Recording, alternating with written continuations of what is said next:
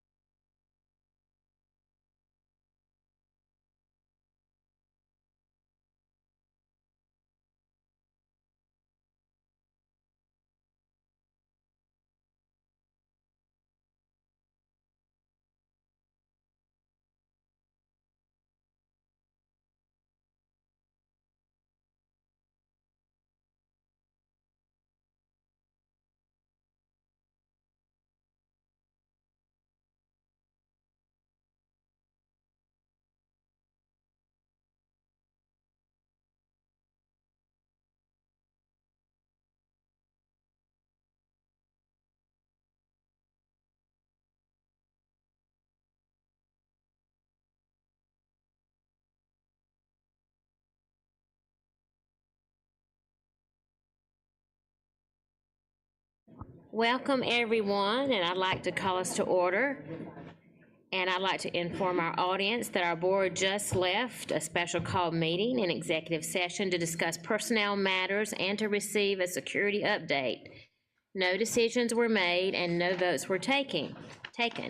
We do have a recommendation from administration to approve the personnel recommendations as presented. We need a maker of the motion. Madam Chairman, Yes, Mr. Sailors? make a motion that we approve the recommended personnel adjustments as recommended by the administration. Thank you, Mr. Sailors, and we have a second from Ms. Leventis Wells. There's been a motion and a second. All in favor, say aye. Aye. All opposed, no. The motion carries. We'll move on at this time into our regular CAL session. Our first item of business is item 1.01, the approval of the consent calendar. Are there any corrections to the minutes posted for our committee the whole session on January the 16th? Motion to accept the consent calendar as presented. We have a motion to accept the consent calendar as presented from Ms. Leventis Wells. Do we have a second? We have a second from Ms. Mosley. We have a motion and a second. Any discussion? All in favor of the motion, say aye. Aye. All opposed, no. Okay, the motion carries. Our second item of business is appearance of visitors, and we have 0 visitors today. That's a record breaker. So we're going to move on into our instruction section, and Ms. Goodwin Caldwell is going to chair that for us. So Ms. Caldwell, I'm going to turn that over to you. Can I get you to start that? My computer won't start up. Okay, all right, sure. I can't see anything. Sure thing, I'll be glad to. All right, our first matter of business on item 3.01 is LETRS training and compensation. And I believe we have a presentation, but Dr. Royster, I'll turn it over to you. Thank you, Dr. Stiles. Before Dr. Stevens starts the presentation, just a little bit of background. You all have heard about LETRS training already. We have some number of schools within the district that, based on their reading scores, have already been part of LETRS training for their teachers. You've also heard considerable talk for several years, and you've received presentations on it as well, about Read to Succeed. There's Read to Succeed legislation that requires public school teachers, grades K through 12, to receive training in the teaching of reading. That's been in effect for maybe 5 years, somewhere along in there. That act is about to be amended. I'm not sure exactly where it stands in the General Assembly, but I think without question the amending version is going to pass. It will retract some of the requirements for secondary school teachers. Because right now, even if you were, say, a high school chemistry teacher, you had to meet Read to Succeed requirements as if you were going to teach reading. Well, one, nothing against high school chemistry teachers, but we probably don't want them teaching reading to begin with. They're changing that, and that's a positive change. There's also going to be greater specificity from the State Department, not necessarily in the legislation, but pursuant to the change in the legislation, to separate the requirements for teachers at the elementary level, so that all teachers teaching K through 3rd grade would be required to complete LETRS training. If you teach 4th and 5th grade, there are some Read to Succeed requirements, but not specifically LETRS training. LETRS goes back to the science of reading. Dr. Stevens will explain that more in depth and answer questions that you might have about it. But I said all of that to preface what I'm going to say about the LETRS training. About 40% of our K through 3rd grade teachers have already completed their Read to Succeed requirements, fully completed. And others are on the way to completing them. That was a significant amount of time that they had to put in. Now, they were able to gain recertification credit for that time. You know, you have to get so many hours to keep your certificate current in a 5-year period. Well, they've already gotten that. Can't go get some more in that same 5-year period and extend it additionally. So they received some certification credit for that, but invested considerable time in it. With the new requirement, State Department of Education, the state superintendent, has determined that for teachers K through 3, they will have 2 years to complete letters training.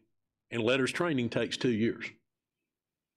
It takes 4 full days, which we have set up in our calendar for teachers to do those on days for which they're being compensated already. Plus, I think 120 hours, Susan, of outside work beyond the 4 days. And you can't just like run all this together because of the way it's set up. Because naturally you think, well, they could just come in and they could do a week and they'd be certified. That would make sense. But it's not structured in a way that you can do it following that pattern. So gonna have no question, gonna have to meet this requirement. All these K through 3rd grade teachers. So what we're recommending to you all, we already have the plan to do this and roll it out. We'll be able to offer all of our instruction to our teachers in this 2-year period in person, which is a pretty heavy lift for the contractors that the state has engaged to do this work. But we have received commitment from them that they'll be able to do ours in person, which is a better delivery system than online. We also will have people that will be trained to be trainers, so subsequent groups, so a teacher moves in from the outside, they haven't received this training. Student graduates from a program, an education program in the state before, I believe it's 26, they won't have this training. So new employees until 26, well, they'll need to be trained, and we'll have employees that will want to move grade levels, or a principal will want them to move grade levels. We need to be able to train them. We don't want to train all the 4th and 5th grade teachers, but we need space to train them both in the coming year, because there'll be some that their principals will move them for this coming school year, and we need the capacity to be able to have the flexibility to move people in the future. But having those teachers already expended a significant amount of additional time to meet this first Read to Succeed requirement. Now they're going to have another requirement put on top of them, and it is beneficial. And you'll see in this presentation, you'll hear from, at least in writing, I don't know if we have the actual audio, some of the feedback that we've gotten from our people that have been through it. No question it's valuable training. That's a lot to ask of somebody. So what we propose is that you all would approve $5.5 million from the general fund balance to provide a $2,500 stipend. Now that would be $1,250 the first year, $1,250 the second year. Now to achieve the letters certification, they have to complete to an 80% level or higher.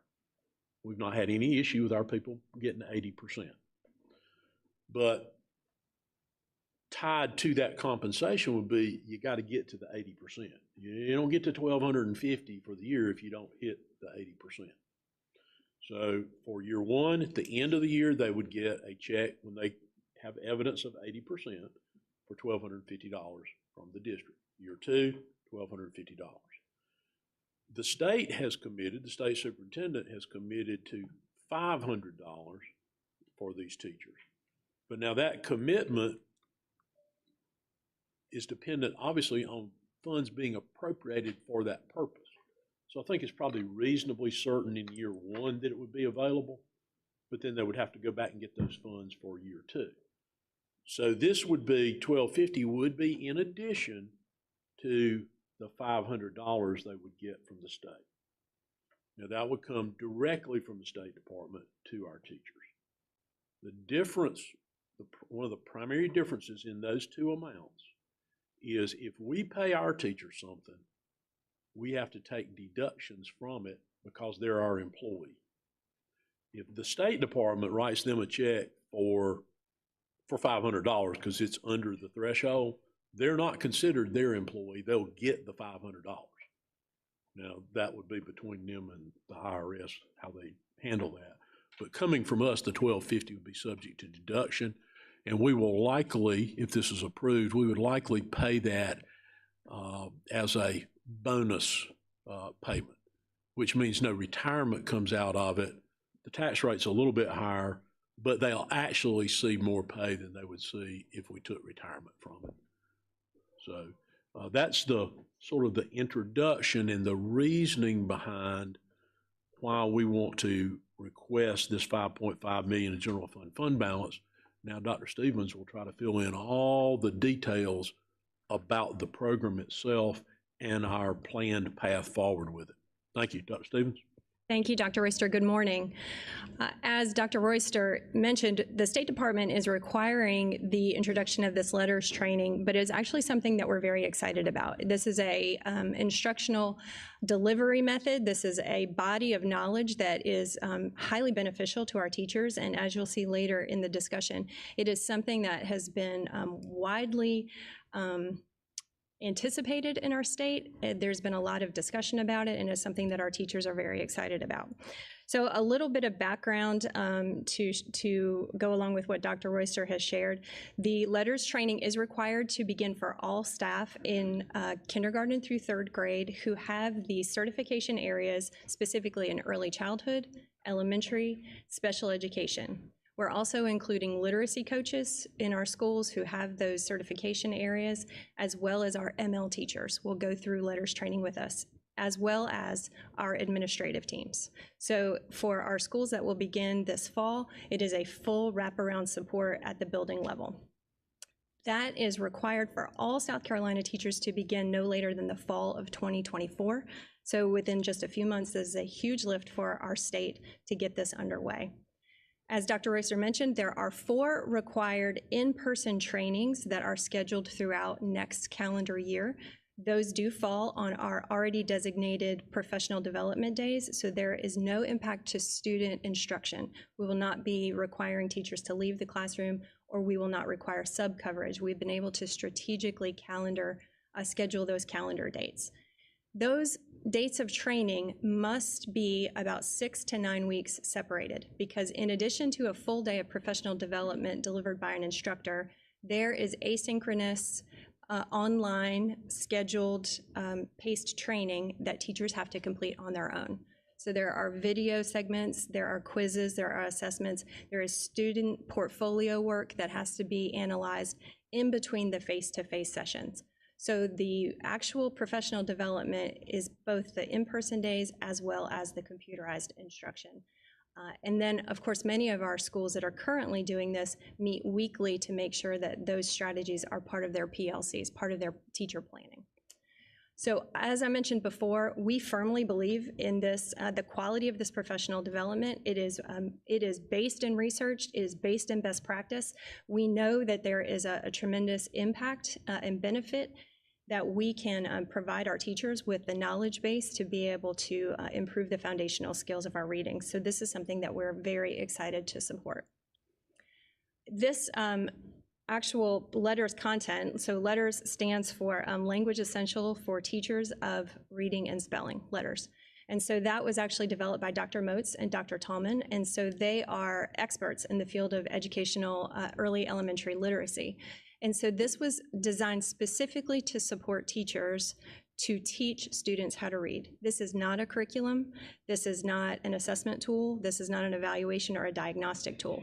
This is truly, it begins in Unit 1 with how the brain functions, the different cognitive connections that students need to make to be able to process letter formation, letter sounds, morphology, all the way into vocabulary and comprehension, and how teachers need to be able to work with those students to diagnose deficiencies and be able to tailor instruction. So again, very important that we recognize this is not a curriculum. This is really the science of brain chemistry and the things that teachers need to do to be able to address struggling readers or to advance students who are on the gifted end. Our letters training, as Dr. Royster mentioned, is divided into 2 years, so 4 years of face-to-face instruction in year one, and 4 days of face-to-face instruction in year one, and then 4 days in year two.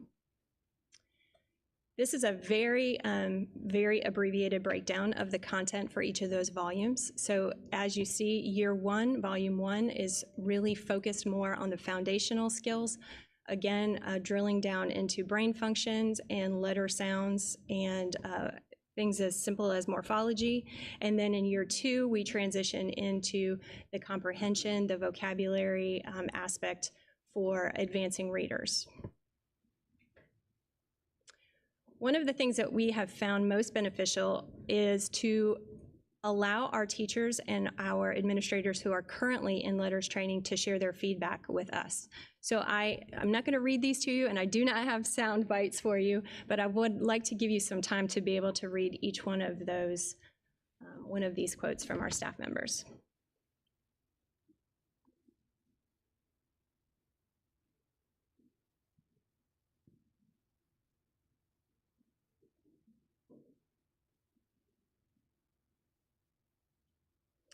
So as you wrap this up, I'll share with you Nancy Bramlett. Ms. Bramlett is an interventionist at Grove. Grove is one of our Palmetto Literacy Project schools. Ms. Bramlett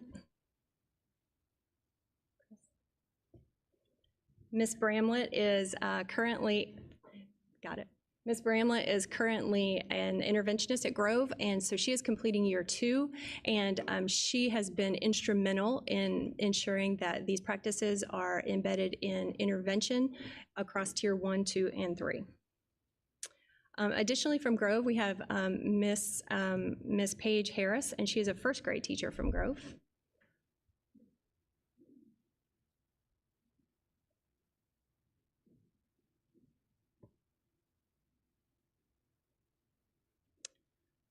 Ms. Reese is the principal of Grove, and her quote is especially powerful because she speaks to the benefit from a school-wide aspect.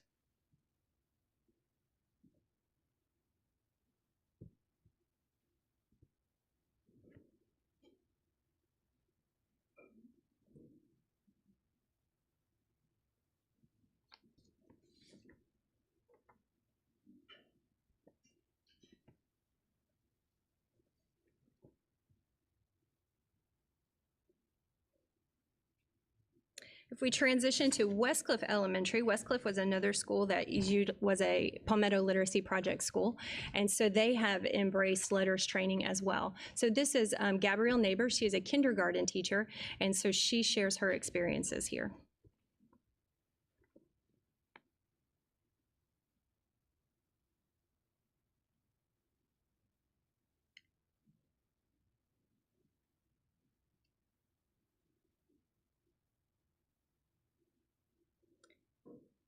I want to elaborate on her quote a little bit. For those of you who may not spend a lot of time in a kindergarten classroom, in kindergarten we spend a lot of time assessing letter names and letter sounds.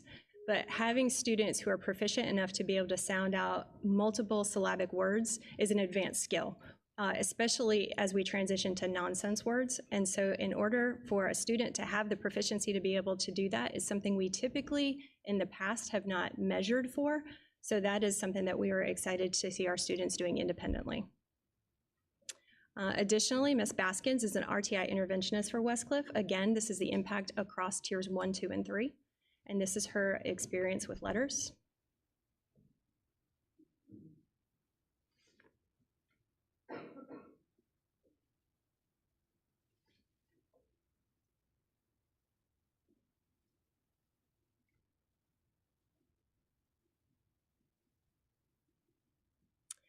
And lastly, second to last, Ms. Jones is a literacy coach. Ms. Jones's role, she works a lot with coaching teachers.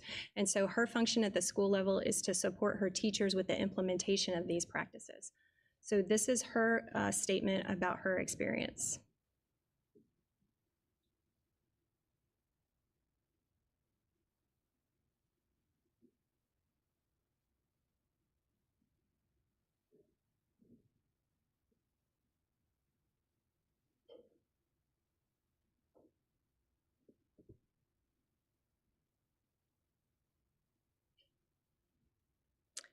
And then lastly, we have a quote from Miss Beth Farmer, who's the principal of Westcliff. And so we'll take a moment and we'll read that, and then we'll summarize Westcliff's experience.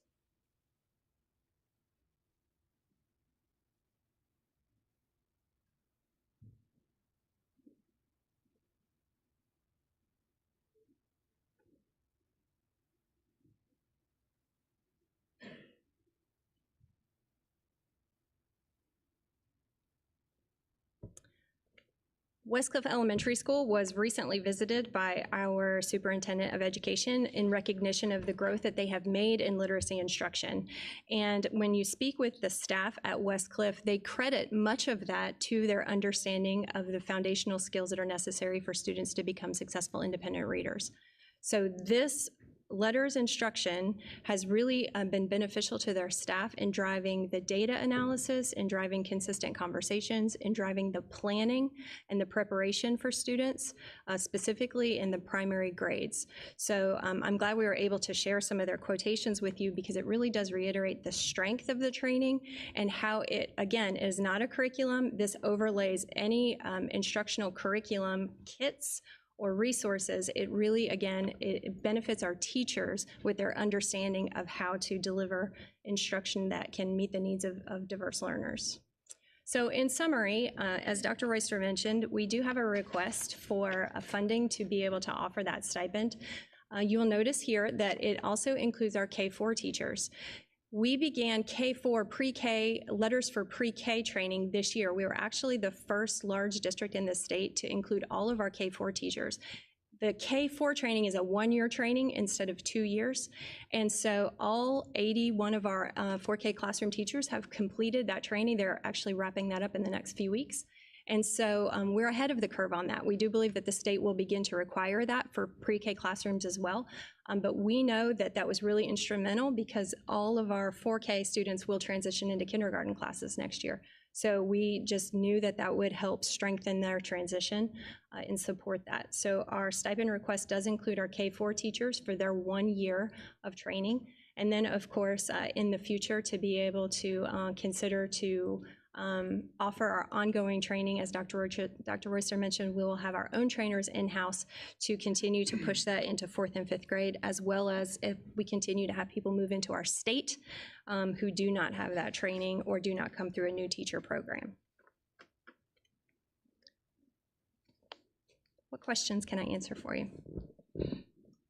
Thank you for this presentation. Are there any questions?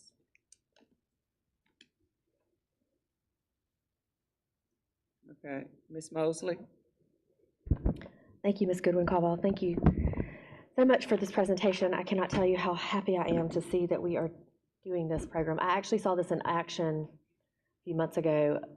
Ms. Middleton and I did over at Oakview Elementary, and so it seems like it's going to be a really good thing. So let me clarify, is Read to Succeed going away? I heard you say it's being amended. And then who will it apply to? Is it the upper grades? It's being amended. It removes all the secondary requirements, as I understand the version that's out there right now. I don't anticipate there any change to it. The elementary requirements are not specified in the bill. It's left to the state superintendent of the State Department of Education to determine. But I believe it removes every secondary requirement.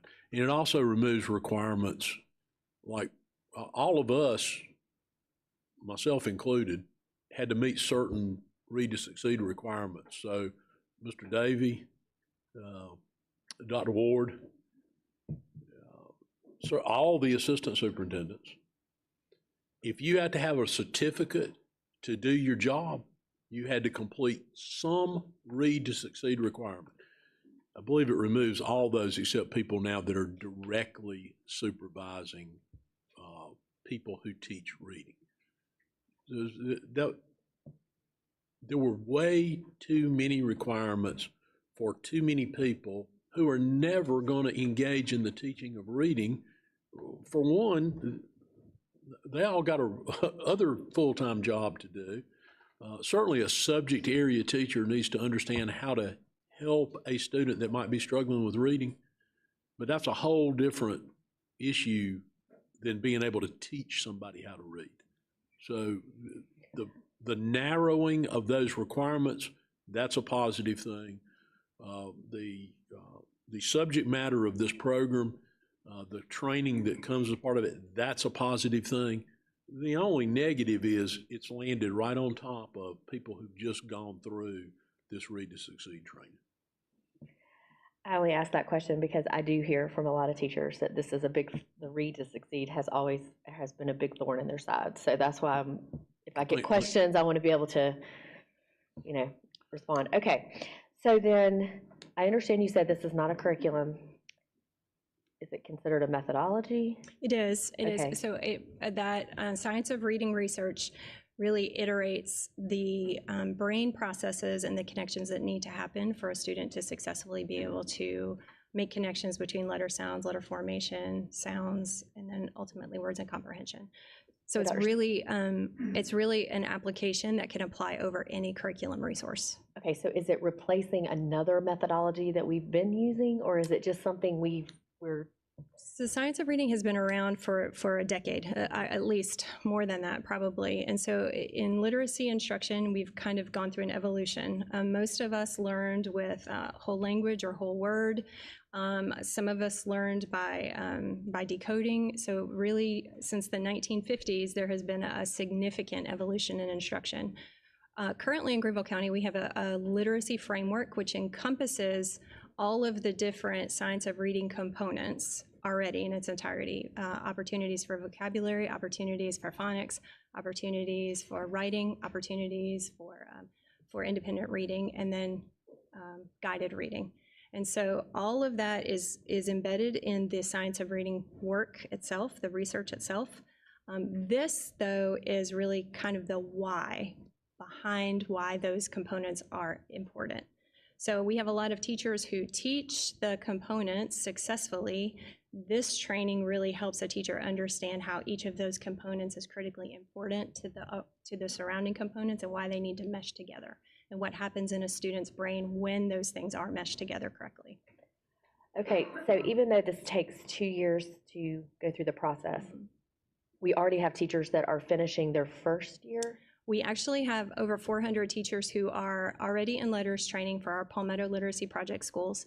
Most of them are actually completing year 2. So we will have about maybe 300 some teachers who are wrapping up year 2, and then we have a group of teachers who are completing year 1.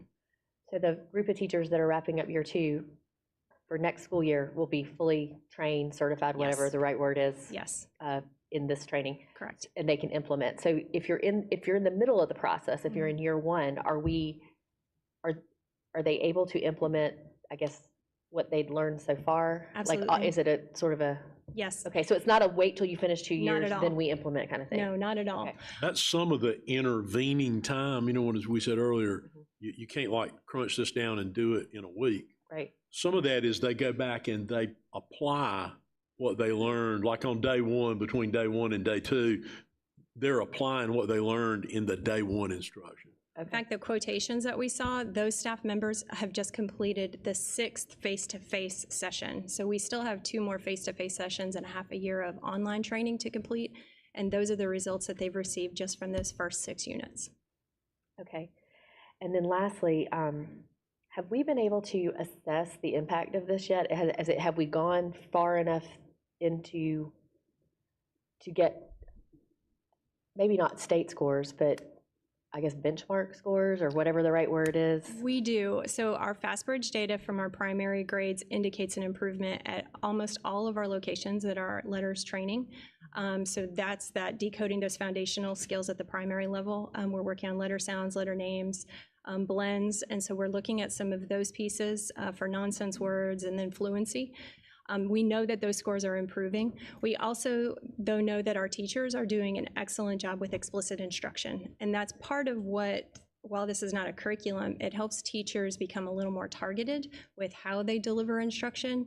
And we think that it's kind of, we're receiving some positive growth from just the attention to being explicit with how we're delivering content to students. Okay, so we are cautiously optimistic that maybe we will see that translate into our state test scores, reading scores for next Absolutely. year. Absolutely. Okay. I think that we'll see a gain in our third grade. And then I would expect to see an even larger trend as our current primary students transition into third grade in subsequent years. Okay. Thank you so much for this information. Thank you, Ms. Mosley. Mr. Sailors.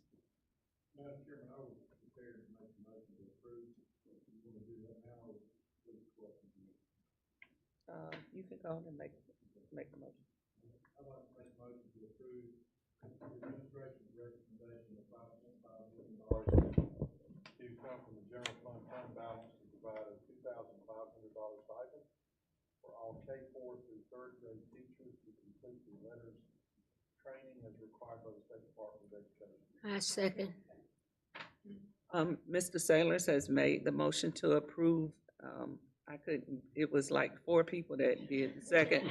So which one of y'all Chairman's want to be on? Okay, Ms. Morrison Fair has, second the motion. All in favor say aye. Aye. All opposes? The motion has been approved. Okay, now for more questions, right? Or do, Well, you just dealt with it. cause I have You can ask like, questions, but I have like, 3 other people that wanted to say something. Do y'all want to say something, or? Let's continue. If somebody just has something they want to share, Ms. Okay. Doolan-Caldwell, that'll be fine. Okay, all right, Ms. Doolin. I have some questions about the timeline of payment. And since there are 400 employees that are completing this, or if the 4K teachers will be completing it by the end of the school year,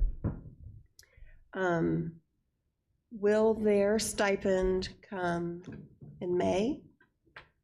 Is that how this works, at the end of the school year, or what's the timeline for that? It'll come when payroll has received assurance that they've hit their 80%, for lack of a better term, passing rate on the training.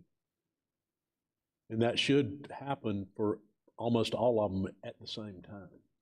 I don't think there's been great variance in when most people have passed it, I believe, Yes, we have had first attempt. a few that have had taken a second attempt, but the majority passed with the first attempt at over 80%. We have several who have 100% passing rate. It'll be run in a separate check. In other words, it won't be folded into a separate check. So there will be, those employees would get a stipend this year, and then the ones that are, all the other employees that need this training would have in next year and the following year. Is that correct? Anyone who's completed it, Correct. going back and catching those people that have already done it. We're not treating any teacher differently, no matter when they did it. But there's not a certainty that the $500 will come from the state because the legislator, does the The state legislature? superintendent has committed to $500, and I believe that money for the first year is already there. But their budget, obviously, is annual. So I think we wouldn't want to rely on the fact they might get another $500 next year, but I think that's a reasonable assumption they will. And that figured into the calculation of what we recommended. Had the $500 not been there, we would have recommended a higher stipend than the one we recommended. Well, should the state fall through and not send what they promise, or it's not available the next year, I think we should revisit what we can offer as a stipend. Because We certainly have no qualms with revisiting that, and you all taking that into consideration, along with any other things that you might be looking at to take from fund balance. thank you. Thank you, Ms. Doolin. Ms. Middleton? Thank you. This program is what the state has selected as the best program for children to learn literacy. The professional development, yes. There are other programs out there, I assume. There are other curriculums. There's a lot of different options for curriculums, but this is really the top tier science of reading based instructional philosophy available, yes. As you said, it's a mythology, Mhm. mythology, or more like a tool or something that Yes. we use to teach. So I'm fascinated by that because I learned how to read. I don't even know how I learned, but I learned how to read very, very long time ago. And it must have been all memorization or something, because I have a grandson who's 7. He's a fluent reader, and I'm assuming he's doing some kind of syllable connection or figuring it out through this system. He still hasn't given me a clear understanding of what he's doing, because I'll ask him, I'll say, you know, how do you learn to read, Joe? He's like, whatever. So it's kind of just, have we shown that children are really learning to read faster and better than they ever were in the past through this understanding and system? Or do we have any data for that? Can you ask me that in a different way? Are we learning that children in this early primary grades are learning to read better and faster than they ever did in the past? Like at an earlier age, or because we figured out the science of how they connect letters, make words? So I wouldn't want to advocate for better and faster because I think those are variables that I'm not sure that we could measure for. What I will say is that the research that supports the science of reading, the research over those explicit practices that need to take place, are sound and replicable, meaning that those same behaviors and strategies will result with a higher degree of success in successful independent readers being on grade level than a lot of other different methodologies that are out there. This is terrific. You mentioned nonsense words, and I'm not sure I understand what that is. So it's really helping a student drill down into identifying sounds and how sounds and letters blend to make new blended sounds, morphemes. And so it's ensuring that students understand how a specific letter makes a specific sound or relates with another letter, as opposed to your point, memorizing a commonly known word. It allows a teacher to be able to identify that the student actually knows the rules of language, as opposed to just memorizing what we sometimes refer to as popcorn words or high frequency words. So it's a way for a teacher to ensure that a student has understood how those things work together. So I think that would be very, very critical, so that students are not just seeing some aspects of a word and just assuming what the word is. Yeah. They could be incorrect. So they're actually trying to sound it out. Interesting. Well, I think it's great. Thank you. Thank you, Ms. Middleton. Dr. Stiles. Dr. Stevens, I would just like to first say thank you for that presentation. And I want to especially thank you for the testimonials from the teachers, because as an educator myself, I think if teachers believe in something, that allows me to believe in it. So I was really excited to see all the great and wonderful things that the teachers had to say about the program. I think other teachers will be inspired by that as well and encouraged to follow pursuit. So often we get from the State Department, we get programs that come down and maybe we don't have the same belief or the same buy-in. And I think that is extremely important. So thank you. And I appreciate the fact that our state superintendent is looking out for teachers and requesting a stipend. And I further appreciate the fact, Dr. Royster, that you and your staff have come to us with a motion, which we've approved, to supplement that, because I think we're also in a time that we have to recognize that teachers deserve extra for all the extra that they do. And finally, I'm really excited because I believe that this program, based on what I'm seeing and hearing, is going to go a long way in closing the achievement gap. And we know if we can help our students to become readers early on, then we're promoting success all the way up to graduation rates. So I'm excited about that, and I just wanted to thank you for it. Thank you very much for your presentation. Thank you, Dr. Stiles. Mr. Cochran. Thank you. My first question This money that we're taking out of the general fund, is it going to be put in a separate fund? And if so, are we going to leave it there as long as we have this program going until we use those funds up? Or is there a certain cutoff point to where any remaining funds would go back to the general fund? It would become designated fund balance, because now that you approve, or when the board, when you all sitting as a board approves it, then it becomes a designated fund balance. So it will still appear in fund balance because it'll be drawn down over a number of years, as opposed to putting it in a general, transferring it to a general fund account. But it will remain designated for that purpose. It can only be expended for the purpose that you approved. Carrying that forward, we would want to continue to be able to compensate people at this same level until we get a time when the colleges are producing people that are already trained in it. So right now, we would use it over, certainly beyond 2 years, but there's not a great deal of room in there beyond the 2 years.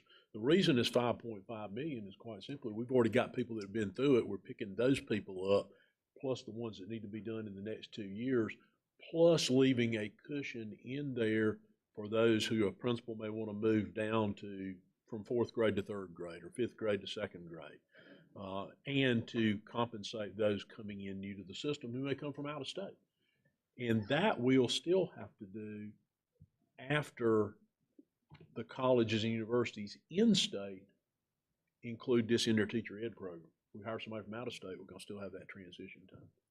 So at that point, it may become something we would build into the general fund budget or take from staff development, because the amount will be nowhere near this amount. My second question, you've already touched on somewhat. Our colleges and universities that are doing our teacher training for our elementary schools, are they at this point getting ready to include this, or is that something that's still a year or 2 or 3 away?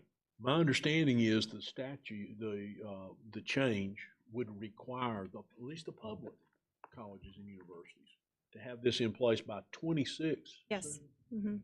Graduating class of 26. Now, while not required, generally you can assume that the private institutions within the state are going to adopt the same requirement that the public colleges do. Otherwise, they're putting their graduates at a disadvantage to seek employment. So I don't think there's any necessarily compelling language, but I think the market will compel them to do so.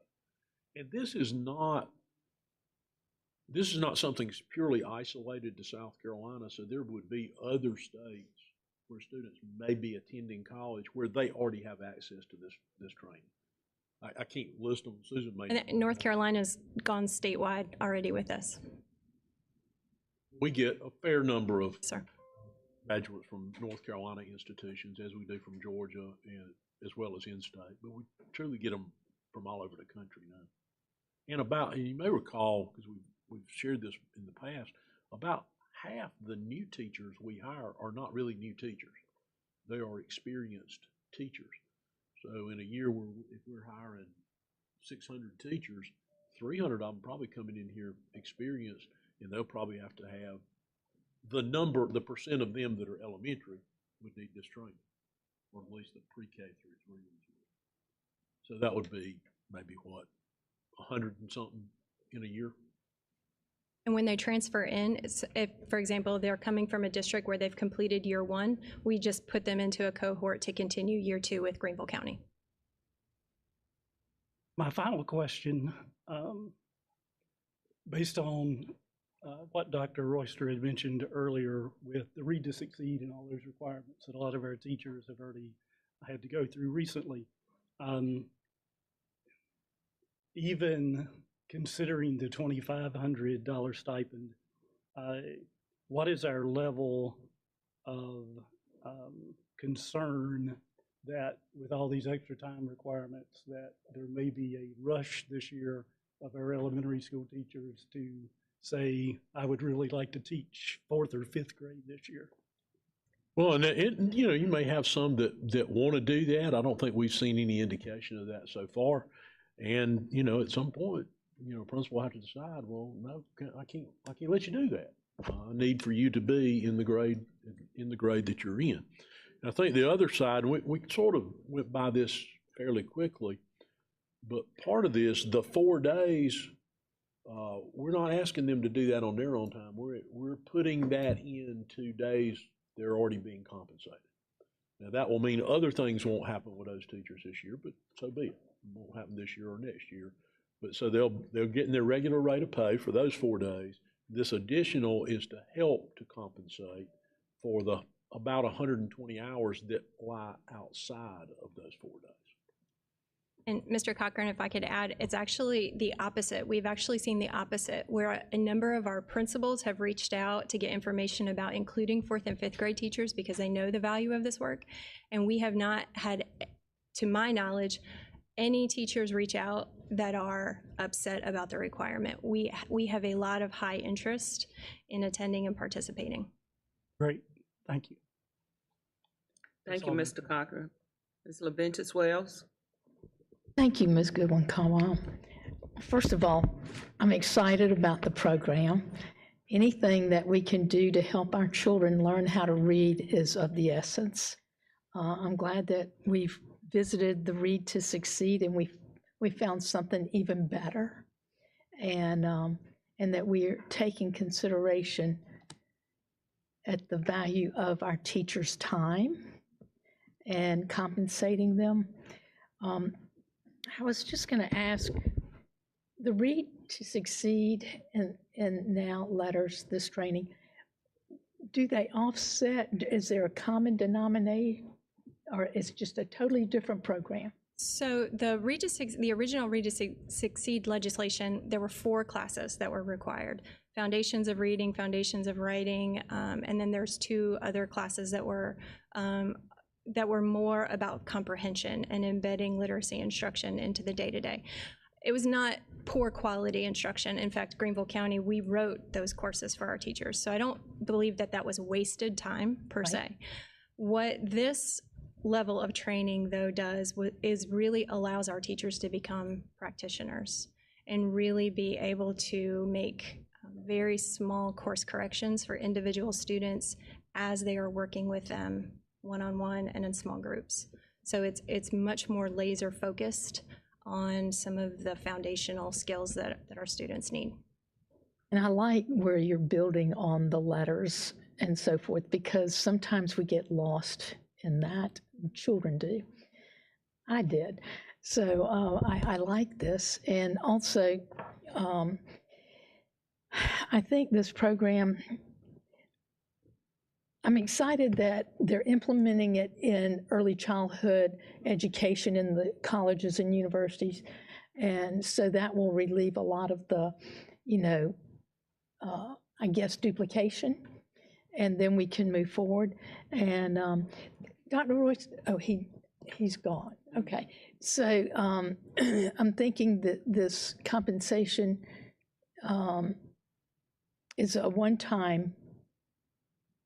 We pay them one time. For each year. So for each year that they complete with mastery of 80% or higher, then and they the would state receive is that offsetting a lot of that. That $500 stipend from Well, the I'm state. excited for that, and I want them to get as much as they can out of it, not only the learning, but financially.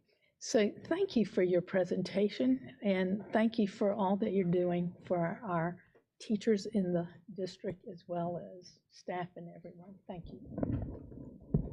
That's it. Thank you, Ms. LaVentus Wells. Are there any other questions? I have one question. What are the, who are the Palmetto schools already in the letters training? We have a total of 8 elementary schools that are wrapping up year 2. So are you asking for their names, or are you asking for the criteria to be a Palmetto Literacy Project school? Their names. Okay, so we have Armstrong, Cherrydale, Montague, Sioux Cleveland, Westcliff, Grove. I'm missing Alexander is participating, and we have one Hollis. So all of those are Title I funded schools. I'm glad to see Yes. that. Yes. But thank you, Thank you. Dr. Stevens, for that. If there are no other questions, we can move on to the next section since it's already been approved. The motion has already been approved. The next thing is 3.02, the innovative course approvals.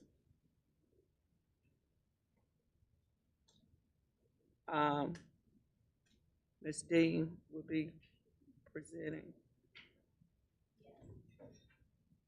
You should already have received the 12 courses that we are recommending.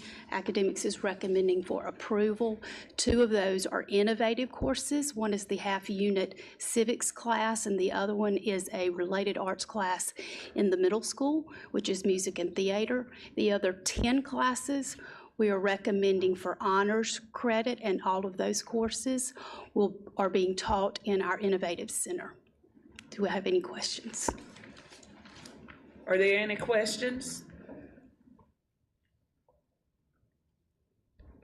Mr. Cochran?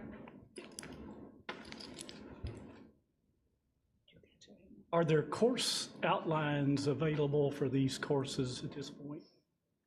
Yes, as a part of your packet, you should have received the syllabus for each of those courses that outlines what the units that will be taught and how they will be assessed.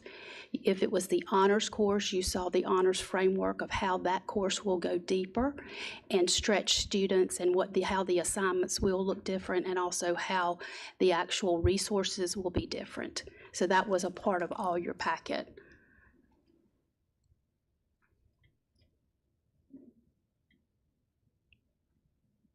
Thank you very much. Thank you. Thank you, Mr. Cochran. Ms. Mosley?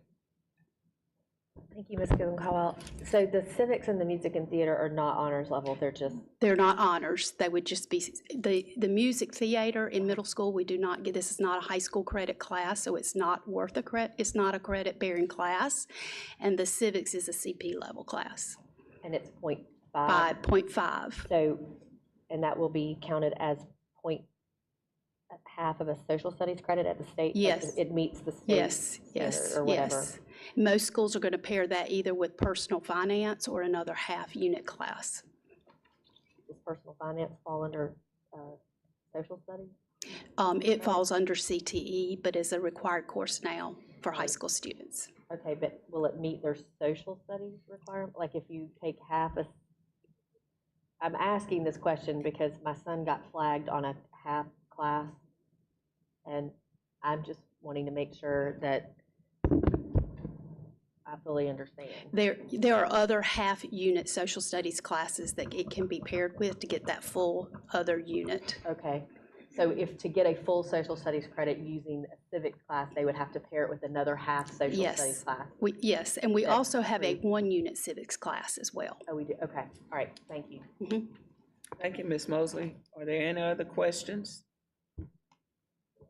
Do I have a maker of the motion? Yes. I'd like to make a motion to approve the local board courses that have been presented. Second. Mr. Sailors has made the motion and it's been seconded by Dr. Stiles. All in favor, say aye. Aye. Aye. All opposed, nay. The motion has been approved.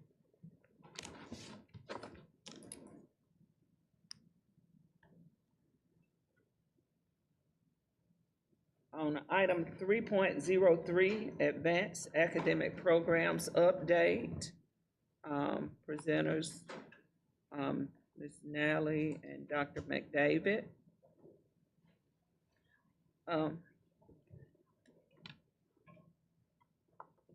Mr. Davis, do you need to say anything before they present? Yes, ma'am. It's just, Ms. Nally, Dr. McDavid are going to give you a review of our current GTA models, the criteria data, the way that has currently gone. And then as we reimagine those programs to better suit the needs of all of our students, they're going to talk about some of those potential next steps. So thank you very much. Thank you very much. We are grateful for the opportunity to share some historical background on our GTA programs. You have in recent months heard a lot from our gifted and talented artistic programs from Mr. Bradley Wingate. We are reimagining what will happen as our students who are gifted and talented face new growth and performance challenges to prepare them beyond what we have done in the past. So today, Mrs. Nally, who is our gifted and talented coordinator, is going to share some background information with you. She's going to share the requirements of the GT program as well as our the state's academic identification criteria. She's going to let you know what models we currently have in place. In addition, because it's always great to have the context, she's going to give you our GT demographics as well as some information on our GT academic performance. Most importantly, she's going to share with you some of the next steps that have come out of the result of multiple years of research and study around how we might be able to better serve our students. So, Mrs. Nally. Good morning. Thank you for letting us have time on the agenda to discuss some of these, the programs and the plans that we have in place. Just wanted to let you know, so I began this job in part of the academics department for 4 years and took over the coordinator of advanced academic programs in July. So if there are questions that are pertaining to things that happened before I took on the job, Dr. McDavid knows that she's on call. She's going to help out. So we're going to start with South Carolina Department of Education requirements for gifted and talented academic services. This is very tiny print, but is the State Board of Education policy regulations that we have to follow in regard to serving our gifted and talented academic students, and also refers to the items for which we are accountable to the State Board of Education and the state guidelines within which we operate. All of the policy that is set for us to operate and to serve our gifted and talented students is included in the South Carolina Gifted and Talented Best Practices Manual. That includes how we identify students. We are bound by state law and how we identify students. We don't have flexibility within that model. We have service models that we must follow. Although we have options, we are bound by those that are in the Best Practices Manual. We have curriculum that we can follow, assessment procedures. We're bound by specific assessments that we can use to identify gifted and talented students. We're bound to offer professional development, not only for our gifted and talented teachers, but also for our general education teachers so that they may also meet the needs of students through differentiation in the general education classroom. We are bound by specific teacher qualifications, which is in the form of a GT endorsement that is added to the teacher state certification or a master's degree, and then program evaluation and monitoring. So these are all things that are in the State Department guidelines for gifted and talented education to which we are bound. In a nutshell, students must meet South Carolina Gifted and Talented identification criteria to be served. If they have not met the criteria models, we cannot serve them in a gifted and talented classroom. So that's kind of important as we move through this. We get a lot of parent questions about this, and so it's important to understand that we're bound by criteria. Teacher must hold South Carolina GT teacher endorsement, which consists of 2 classes. Converse College partners with the State Department. They offer several free grant-funded classes. They're open to educators all across the state of South Carolina. On top of that, Greenville County offers some courses that we pay for so that we can make sure that our teaching staff is certified to meet the needs of our students. GTA services are bound by regulation R43-220. If you ever want to peruse that state policy, there's a link embedded in the slide. Gifted and talented curriculum must align to and expand South Carolina curriculum standards. And on top of that, and this is important, so as we talk about this, we're going to talk about some different service models that we are interested in pursuing, but this is the one thing that I would like the board to keep in mind is that gifted and talented curriculum should support specific learning outcomes based on the unique characteristics and needs of gifted and talented learners. And what that means is in its inception in the late 70s, early 80s, probably several people in this room were a benefit of that coming about at that time period. There was a need identified to serve students that show exceptional abilities in many different areas, whether that's academic, math, ELA, artistic, that we need to develop a program to serve these students. So the way that you serve them, in parentheses by this bullet 5, it says acceleration, depth, complexity, inquiry, research. So our programs have to embody all of that, but I want to add to that critical thinking, problem solving, and risk taking. One thing that's important with gifted and talented education is risk taking. If you know any students who are high achievers, a lot of them are very, very grade motivated, so they're motivated by the A. They are very scared to take risks, and so one thing that our gifted and talented programs are designed to do is to give an open environment so that students can feel comfortable with like-minded, like-abilitied students to take risks, to problem solve, and to build critical thinking skills. So keep that in mind as we talk about our different program models, because that's the key component of gifted education. So here's the identification criteria. I am going to admit, okay, I didn't design this, I am going to admit that this is sometimes complicated to understand, and it is especially, I have found, complicated for parents to understand. The majority of the questions I've received in my 6 to 8 months on the job have been in regard to understanding the criteria. So all students enrolled in a South Carolina public school, whether Greenville County Schools, charter school, virtual school, every public school student has initial gifted and talented screening in grade 2. That's via a COGAT, which is a cognitive abilities test that measures aptitude. It's just your natural reasoning, your natural ability. Step 2 of that is achievement. That's based on what we have taught students. How well do they achieve in reading and math? They have a couple of different opportunities for that. In grade 2, it's through the Iowa assessment, formerly known as ITBS back in the day. We also offer NWEA MAP assessment, which is a progress growth model. So they've got a few times a year that they can demonstrate their achievement. Students that demonstrate strengths in either one of those will also be given the South Carolina Performance Task Assessment, which is an assessment that instructs students on a task and then sees how the students perform the task. So you've got several different screeners that all come about in grade 2. In GCS, students have additional opportunities to qualify in grades 3 through 12. Kind of drops off in high school. Those opportunities are available, but there are not many students pursuing a GT identification. We have universal grade level screeners, reassessment for students who have partially qualified in one area. Students who enroll in GCS for the first time are given an opportunity as soon as they enroll to take these assessments and screen and try to qualify for services.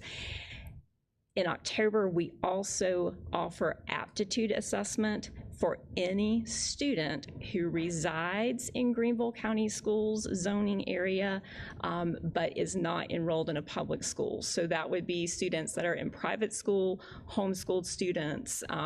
We occasionally will take a charter student, although most of our charter schools in the area offer this test already, but we do open up this opportunity for students that reside in our county to take the assessment. All right, here's the criteria. You had the slides before. There's a link at the top if you ever want to go back and peruse this. We've updated this this year so that it's clear or clearer for the public as they're looking at this on our website. But this is something that we have cleaned up and are willing to tweak. If there's ever anything that you think is not clear, please reach out and say, I don't understand this wording. This is not clear to parents. Just let me know. So option 1, this is called an outright qualifier, a student that scores 98% composite. That means it's an internal formula that Riverside Assessments computes. It's 96, sorry, 96, that the Riverside Assessment computes based on the subtests of verbal, nonverbal, quantitative. So if a student scores a composite score of 96, they are automatically gifted and talented. There's nothing else those students need. If a student does not meet that mark, then they can score a 93 on any area of COGAT plus an achievement score of 94% in reading or math, or the performance task assessments. You've got kind of an either or situation. If you don't outright qualify, you've got to have 2 of the 3 areas to qualify. Again, all of this criteria is set up by the State Department. It's guided by South Carolina regulation. Charles Town Center. So within Greenville County Schools, we also have a special school that operates for grades 3 through 8. We initially have just screened second graders for acceptance. We have a new class of 90 second graders that have been extended invitations to the Charles Town Center. Their qualification is a little bit higher. So we had 5 students. I just thought this was interesting because I'd never seen the scores before. We had 5 students in Greenville County that scored 99% in quantitative, verbal, nonverbal, and composite on COGAT. Those 5 students are automatic ends for Charles Town Center. Below that, you have subgroups, but every child that is enrolled that's in the Charles Town Center has scored a 98 or 99% composite on COGAT. So their aptitude is extremely high. Underneath that, their achievement has to be 96 or above in both reading and math. So these are the brightest of the bright, achievement and aptitude-wise. Some students are required to have a performance rubric that comes from teacher recommendation and grades in the classroom. So it's a tiered system where we go down and accept the highest scores, and then we look at the performance in the classroom. Happy to answer questions about CTC at the end if there are any, but that's kind of the initial criteria for CTC.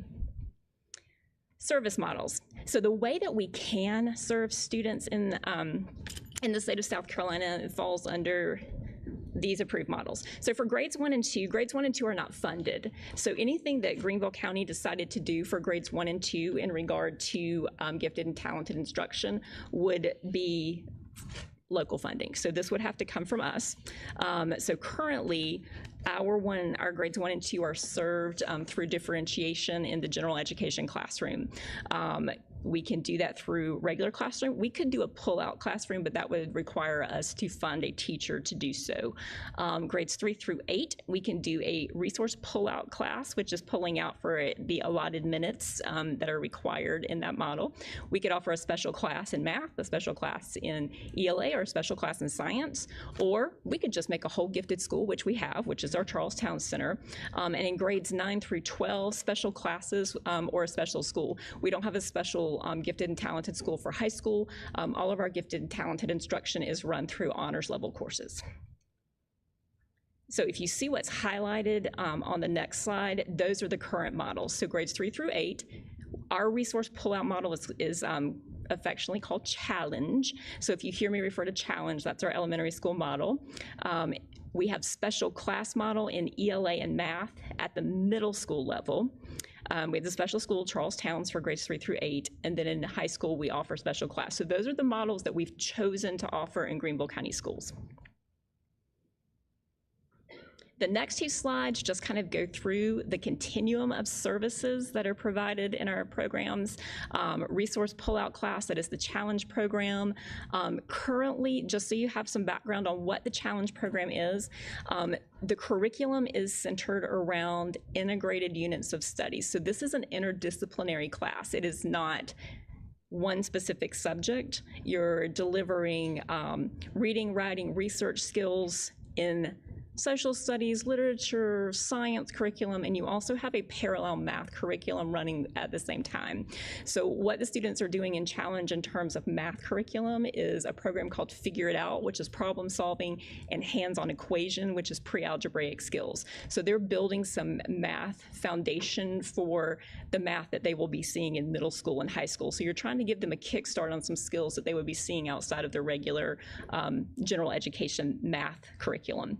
Special class, currently in middle school, all of our GTA students are running through English Language Arts and Honors 1. So if a child is designated gifted and talented, then they go into our Gifted Language Arts program. We're going to talk about some changes there in a few slides, but the middle school math is advanced math. That is open to any student, but there are many GT students that funnel through our advanced math courses as well. And then there's a little blurb about the Charles Town Center, which offers gifted instruction in all core content with gifted certified teachers.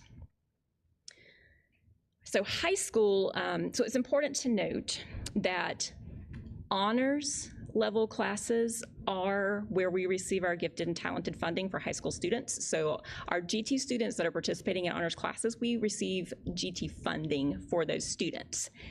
AP and IB, and we also have dual credit kind of thrown in a slide later. Those are our advanced studies classes. They're not particularly designed for GTA students. You don't have to meet criteria to be in those classes, but that is where we try to funnel our gifted and talented students as they move into high school. So just important to kind of know that those are the programs that they're moving toward in high school.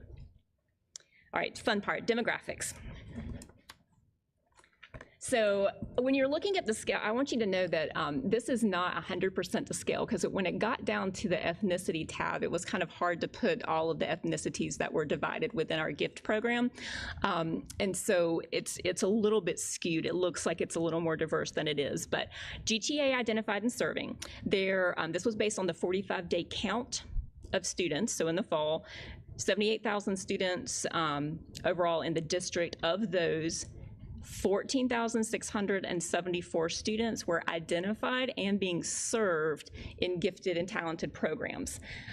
There is less than 1% of the GTA identified population that opts out. So it's a very, very small number, but occasionally we'll have a parent that says, this is too much for my child, want to opt out. We have a process we go through, they withdraw. We note it in their permanent record. The student can re-enter at any time with the parent's request, but it's about less than 1%. So there are students that don't want to be served by GTA. We also have some students that don't want to test. That is also less than 1%. Some parents will say, I don't want to do this again. I don't want to put my child through another assessment. Let's just continue with general education. So it's a very small number. Just wanted to let you know that is out there, and it is by choice. Gender is about equal.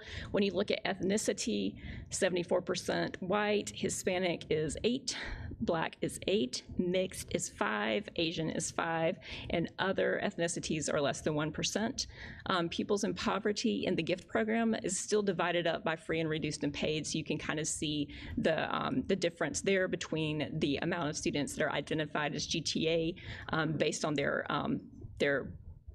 pupils in poverty status. Special education, there are students that are served in both special education and gifted and talented. Those students are known as twice exceptional. That includes all students that are designated with through an IEP service or a 504 service. So all of those show up under this column, and there are 7% that are served also in GTA. That is a population where a lot of the parents will pull out. They'll say it's too much, not always, but we do have a lot that say this is a lot my child needs. We need to focus more on the intervention side than the acceleration side. Parent choice completely. GTA qualification area. This is going to be important as we look into service models. When a child is identified for gifted and talented academic services, they meet criteria. They meet in one of two areas. Either ELA, they have a strength in ELA, they have a strength in math, or they have a strength in both. Unknown, that group is a group of students that moved in from out of district, and they came in with a profile from another state or another district that said, hey, I'm certified, but it didn't designate an area. So there's about 1% of the students floating out there that we could determine it if we dug down into their records, but if we're reporting, it's not reported. And then the next two slides just kind of give you a really quick snapshot of what the GTA demographics look like compared to the total GCS population. So it's interesting that the GCS population is slightly more male than the GTA population. We have slightly more females served, but not a huge difference. In terms of ethnicity, the GCS student population is 50% white. Identified and serving in GTA is 74%. So you can look at those differences there. And again, we're going to come to some recommendations based on these demographic figures. Pupils in poverty, 42% of the GCS population would be considered paid on the old scale of free and reduced versus paid. GTA identified as 74%. Special education services, not a ton that we can do here to affect differences in who turns out twice exceptional and who does not. But you can kind of see 7% served when there are 16% of students identified for special education services in Greenville County Schools. So it's just a quick snapshot of demographics. We have some AP demographics too. They are not very far off from GTA as a whole. Again, let me remind you, AP students do not have to be identified or meet criteria for gifted and talented. This is just general population, so you can kind of get a quick snapshot of who is actually participating in AP classes here. All right, performance. We're going to do a quick snapshot of performance overall. This is based on South Carolina Ready scores for grades 3 through 8, and then we're going to look at AP scores and IB scores. In terms of students who are meeting and exceeding on their, this is grades 3 through 8, in ELA on the left and math on the right. If you look at ELA, we're hanging well above the state average, and we are fairly consistent between 95%, 98% meets and exceeds. This is just our GTA population and how they look compared to the state. The state does pretty well overall with their GTA population as well. When you look to math, this is an area that we've kind of identified as an area that we need to look at, but this is, in general, this is the entire population. Math kind of mirrors what we see with the GTA students. As our students move from 3rd grade, and these are students that are identified with a strength in math, that are identified as GTA, in 3rd grade, 99% of our GTA kids are meeting and exceeding in math, but as you look down that chart, by the time they get to 8th grade, it's dropped to 88.7. It's not a bad figure. If you look at the state is reflecting the same thing. Our students' math skills, as measured by SC Ready, kind of drop over time. So this is just a snapshot of our GTA students and how they're performing on their math. To break it down a little bit further, if you want to look at our GT students that are identified with a strength in ELA, these are kids, this is excluding our math strength kids, just our students who have shown a strength in ELA or both areas. We've 92 in both that have strengths in both areas, or 90% that are exceeding. We have 7% that have strengths in both areas and 9% just in ELA that are meeting. We have a very small percent that is just still in the approaches category. That is where we would like to be with ELA. We want to be around 93, 94, so we have a few percent that we would like to move up, but math looks a little bit different. So for our students that have strengths in math, our students that have strengths in both ELA and math, they continue to do well when they get to their math assessment. You got 90% exceeding, 9% meeting, 1% in that approach category. But if you look down at the math row, we only have 73% of identified students with a strength in math exceeding 21% meeting, and we have 6% approaching. So these are students that at some point in time demonstrated an exceptional strength in mathematics, but yet we're not seeing that reflected on their state testing. So this is an area that we want to identify through some of our programming recommendations. There's a little bit of information from the College Board about advanced placement achievement. We had 6 high schools in the state, 6 GCS high schools exceeded the state and national average composite on the ACT. We had 5 more GCS high schools exceed state average composite on ACT. And then in regard to AP exams, we had a passage rate of 65.6%, which was an increase over 3% from the previous year. So we'll look at that in a chart here. So we are pretty tight with where the state exam scores are. If you look across this chart, the first one is enrollment in AP. The second column is the number of GCS test takers. The third column, the number of exams given. When you get to the fourth column, you're looking at exam scores that are 3+ or higher. 3+ on an AP exam is the generally accepted passing rate. It's the point at which colleges will also start to accept those courses for credits.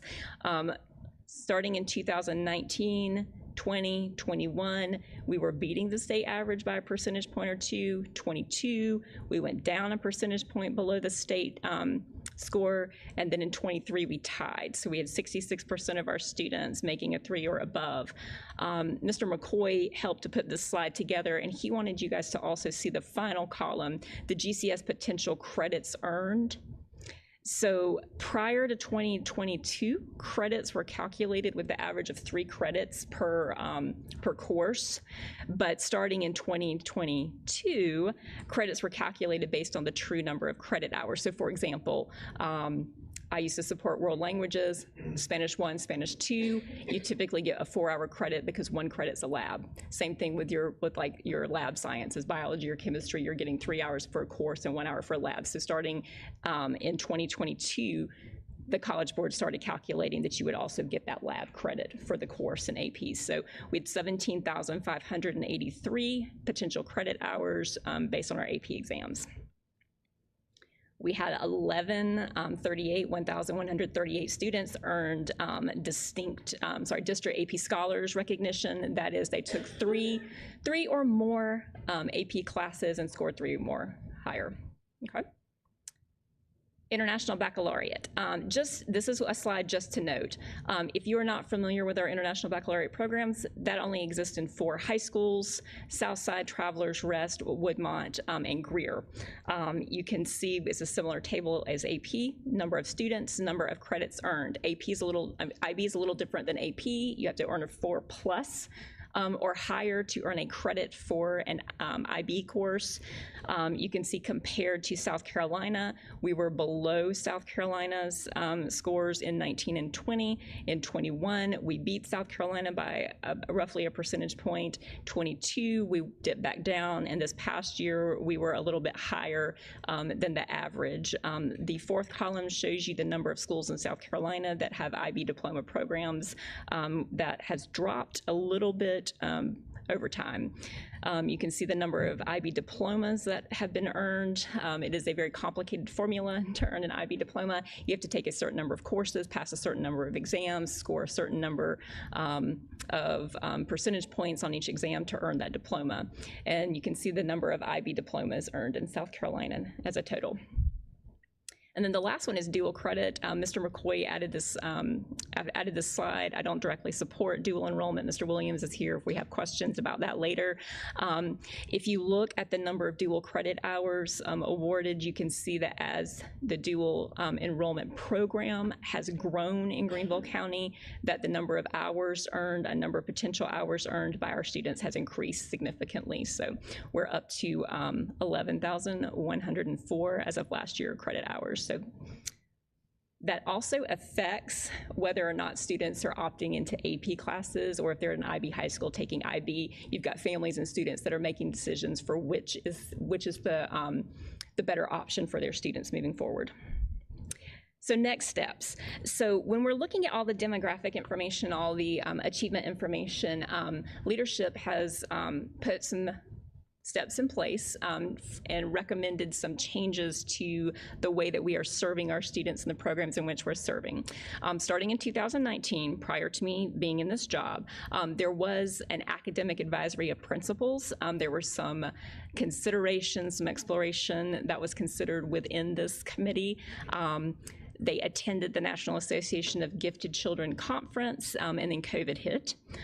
So in the middle of COVID and being in and out of school for like two-ish years, we were piloting some GT class models in the elementary virtual program to try to continue serving through COVID the GTA students that had opted into virtual. So we were able to pilot some different models through the virtual school. Worked on getting GT endorsed teachers in grades 3 through 5 to teach those virtual students all day long in all content areas. So we piloted this in the virtual program, and it's something that we kind of would like to explore in our brick and mortar schools in the future. Worked on differentiated curriculum and instruction in the general education classroom, implemented a new math program, Mentoring Mathematical Minds curriculum, which focuses on advanced accelerated learning through different units of study during each different 9 weeks. Got a lot of positive feedback from the parents, from the teachers that were in the virtual program. So what the advisory committee then did is took the information from the virtual program, they explored some different service models and trial placement procedures and models. I will tell you more about trial placement on the next slide when we talk about recommendations, but it's a way to open up GT services to non-GT identified students. The next step in which I was directly involved was cleaning up and streamlining the advanced academics communication. There's a link there if you want to see some of the work that we've done, tried to explain the criteria, the procedures, the program models for the public, put it out on a very organized, aesthetically pleasing format on the district website. So all of that has been updated to communicate what you've just heard to the public. So here is our plan. All of that to get to this point. For grades 1 and 2, remember, this is not funded by the state. We're going to continue with regular classroom with differentiation in the classroom that fits perfectly into the elementary model that we are already using. We are polling students by levels. We're doing differentiated math. We're doing differentiated reading groups with students currently. So this will continue. What we would like to add: assessment and performance task enrichment lessons delivered by our GT teachers. What we would like to do is to have at least a period a week where our GT teachers can rotate our first and second graders in and out on a rotating basis. So if there are 4 second grade classrooms in a school, we would like for that GT teacher to serve each one a week or so in the month. We would like for them to go through problem solving, critical thinking activities, do some familiarization with the setup of the assessments that they're going to see. The first time you see a COGAT assessment, it can be baffling if you've never seen that format before. So we feel pretty confident that a lot of the reasons that we have gaps in performance in relation to aptitude is just exposure. It's not that we have intellectual differences across the schools in our communities, it's that we have an exposure gap. And so what we want to do is we want to start providing this to our first and second graders prior to them facing a state screener. And then once we've identified those students, to continue building into them through some enrichment activities, some problem solving, building up to spring assessments for those that still need to take a spring assessment. So we have some schools that have piloted this year. We have some resources and materials that we've purchased. And what we would like to do is make this available at every school. It's just to have some enrichment opportunity for our first and second graders and try to pre-identify. Part 2 of that is summer program for talent development. Dr. Royster has approved this already on a small scale. This is already built into existing money. This is nothing that has to be funded. We want to identify 50 students from our schools that have smaller GT populations, and we want to pull them in this summer into, I think we wanted to do 50 students, 5 sites, 10 students in a class, and we want to take these students that are partially qualified, almost qualified, really close, build into them, work on them with some skills, and then at the end of the summer, do a really quick reassessment screener and see if we can get those students qualified for gifted services in the next school year. If not, then we're going to pop down to grade 3 through 5, and we're going to look at number 3. I'll go back up to the points 1 and 2 in a second, is we want to strengthen trial placement procedures. So right now, I've done allocations for all of 50 plus elementary schools.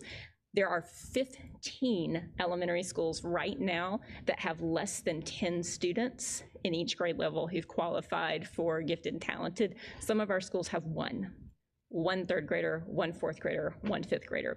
So what we would like to do with those schools is we want to have some very rote, concrete trial placement procedures in place where we take the students from summer camp, we take students who are very close to qualifying, who have qualified in one area but not quite in the other area, and put them in gifted and talented services under trial placement provision, which is state approved and allowed, and we want to serve those students and expose them to problem solving, critical thinking, in hopes that we can then fully qualify them and give them the opportunities. So that's our first tier of trying to provide more opportunity to students who may not have been exposed to that type of critical thinking.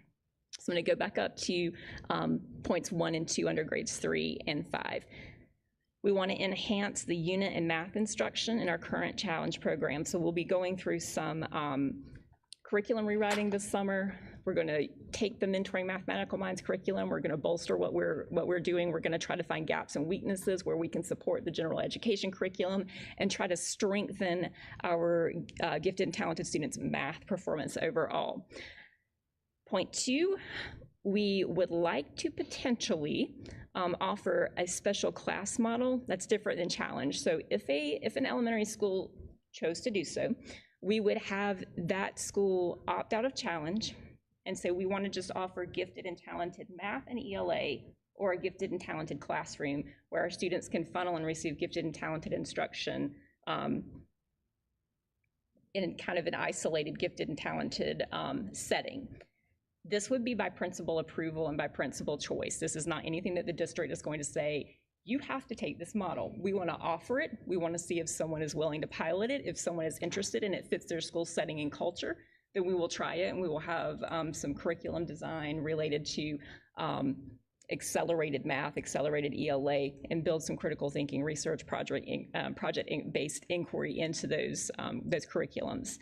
We don't have any principals. We haven't taken this to principals yet. You guys are the first ones to hear it, besides the current GT teachers with whom I've already shared some of this information.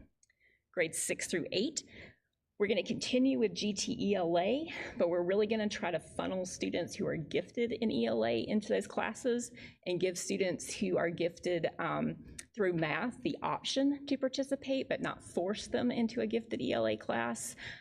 For math, this is new.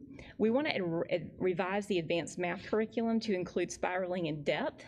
However, just last week, our middle school math specialist, Ms. Amadon, she and I had a conversation, and she said our State Department is coming out with new standards for math, and included in those standards are a separate set of standards for gifted 7th grade and gifted 8th grade math.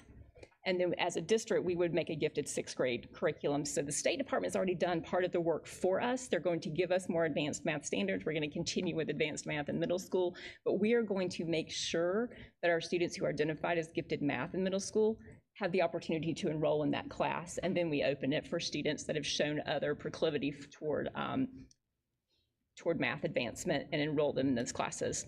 We're going to just explore the option to serve those students in both ways. And then for grades 9 through 12, what we want to do with AP is expand AP course options, but we really want to focus on what schools want, student strengths, interests, and courses with high success rates. So there are some AP courses that have higher student success rates than others, and we want to consider some of those courses and make schools aware. For example, AP Computer Science is one that has a really, really high success rate. Make sure that we're making schools aware, increasing communications with schools, and saying we've got these schools that the College Board has shared with us have a natural bent towards student success. Make sure that we make those available to our students in our high schools. So as we're looking at possible changes in elementary, just kind of wanted to break down what that might look like. Our current model is Challenge. It's interdisciplinary, not geared toward one subject. Math instruction is enrichment. It's mathematical thinking. It's based on acceleration and enrichment. It's not regurgitation or teaching of the current standards you're trying to push students beyond. Students are currently pulled out of their general education classroom. They may need to complete work that they missed outside of the regular classroom. So we do have some flexibility with that, but they are out of the classroom for a small amount of time each week. They receive direct instruction, expanded knowledges on inquiry, problem solving, and inquiry skills. What we're looking at offering principals is the special class model. We're going to identify and serve students by strengths. It will no longer be interdisciplinary if a principal chooses to do this. You would be strictly teaching gifted and talented ELA and gifted and talented math in elementary school. We would be designing the curriculum toward a specific learning need and content area. Students would be served in the same subject at the same time as their general education peers. So you would have a GT ELA 4th grade class going on at the same time as general education. So there's no need to pull out, there's no need to separate. You're teaching those classes parallel. Students receive acceleration and deeper instruction in specified subjects. So that would be to prepare them for later advancement in middle school and high school classes. So you're looking at two different options here for elementary. And Mr. McCoy designed a couple of different options to kind of denote. Option 1 shows a general education classroom where reading, writing, science, and social studies is taught. And then a parallel GT pullout where you might switch students, or you would have some grouping where your GT students would pull out to a GT teacher, general ed would pull in with just a regular general ed teacher. You would do the same thing for gifted math. And then when you go back for science and social studies, you have a more heterogeneously mixed group in the afternoon. Blythe Academy does something like this with their immersion program, where they have their immersion program served by a separate teacher for their Spanish and French instruction. And then the students go back together and are mixed together for their ELA and social studies. So it's a similar kind of situation as Blythe. Option 2 is you have a general education teacher that teaches general education students, and then you've got a GT certified elementary teacher that has GT GT identified students served in their classroom all day. So you've got a couple of different options that principals could choose from here if they chose to go with the special class option. And this is the last slide. I feel like I've been talking forever, I'm so sorry. GTA Next, that's for GCS. So these are opportunities and challenges, and I'll just kind of leave this slide up. Right now, with our Pullout Resource Challenge class, what's really great about what we do now, it's a gifted curriculum that's focused on interdisciplinary skills, knowledge, research, inquiry. It's delivered with a like peer group in a GT setting. The core instruction is delivered in their general education classroom, so the students are pulled out with GT peers, but then they're also still mixed with their general education peers for their core content. Ease of scheduling mid-year GT reassessments and student placement. And all that means is when you've got a GT teacher that serves like a special ed teacher or an ML teacher, their schedule can be somewhat more flexible because there is a lot of assessment that occurs during the year that those teachers must be used for. So when they are a pullout teacher, their schedule is somewhat more flexible for assessing. The challenges are that right now the gifted curriculum does not target. It can limit differentiation of instruction for students who are not gifted in both areas. Example, I have a daughter who was served through Challenge. She was your typical Challenge student. She met, like when you look at that demographic, she meets that demographic all the way down. Reading is her thing. Highly gifted reader and writer. She's good in math. Was not her strength. She way overthinks. So when she went into Challenge, she will tell you, I learned a lot. It was great in preparing me for algebra, but I hated it because that's where I became the dumb kid in the class. And that was her own childlike words. She said, I always knew the answers and everything else, but when it came time to figure it out or hands-on equations, I suddenly became the one who wasn't smart because that wasn't her gifted area. So that can kind of be a challenge for students who are not gifted in both areas. Students may miss general classroom instruction or incur makeup work. That is not supposed to happen, but in reality it does. Ease of scheduling pullout classes varies based on school size, GT population, GT teacher allocation. What we're looking at doing with the special class model, focus on extending and accelerating identified areas of talent and giftedness. So you're going to focus on math or focus on ELA or focus on both, delivered with a like peer group in a GT setting. Depending on the model, core instruction of non-gifted content is delivered in a general education or the gifted classroom. So you've got some options there as to how you're going to deliver your general education curriculum. What are the challenges to moving to special class? Gifted curriculum is limited to a content area, so while that is a plus, it can also be a challenge. Instruction requires intentional curriculum development. That's our job, we're supposed to do that. However, I want everyone to kind of realize that is a heavy lift to then develop gifted ELA and gifted math on top of also having the gifted challenge class. So that will be some work for our academics department. Depending on the model, scheduling could require more GT endorsed teachers. That is of importance to the board members that are sitting here. Moving to a special class model is going to require more teachers. So you then come up to a school needing a GT third grade teacher, a GT fourth grade teacher, a GT fifth grade teacher, where in some settings you may have one challenge teacher that is serving all grade levels right now. So as we move to this, that will just be a consideration. I don't have dollars, I don't have amounts at this point, but that is something that would be considered. And then the difficulty in scheduling mid-year GT assessments. If you've got a teacher who's teaching gifted and talented students in a classroom setting all day long, it's very difficult to pull them to test a handful of kids throughout the year to try to qualify and certify additional students. It's a lot of information. So I'm going to bring Dr. McDavid up if there are questions or things that you would like to ask. As we move into questions, just to reiterate what she has shared, this is the result of a lot of research and some ideas that are being presented. This information would go forth with our assistant superintendents to our principals. Our principals will be encouraged to look at their entire population, and we would also give them the opportunity to view other models.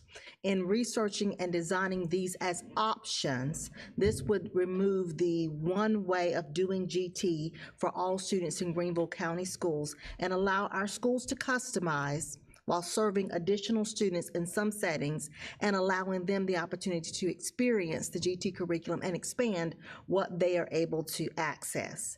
The considerations we know long-term for additional teachers who are gifted and talented certified, I will say that there is no disadvantage to teachers earning that endorsement. We have gifted and talented students in all of our classrooms, and having the understanding that's provided with the 2 courses of how to meet those students' academic as well as their social emotional needs would serve many of our folks very well. So we are interested in hearing your questions and your feedback. Thank you very much for the presentation. Do I have any questions?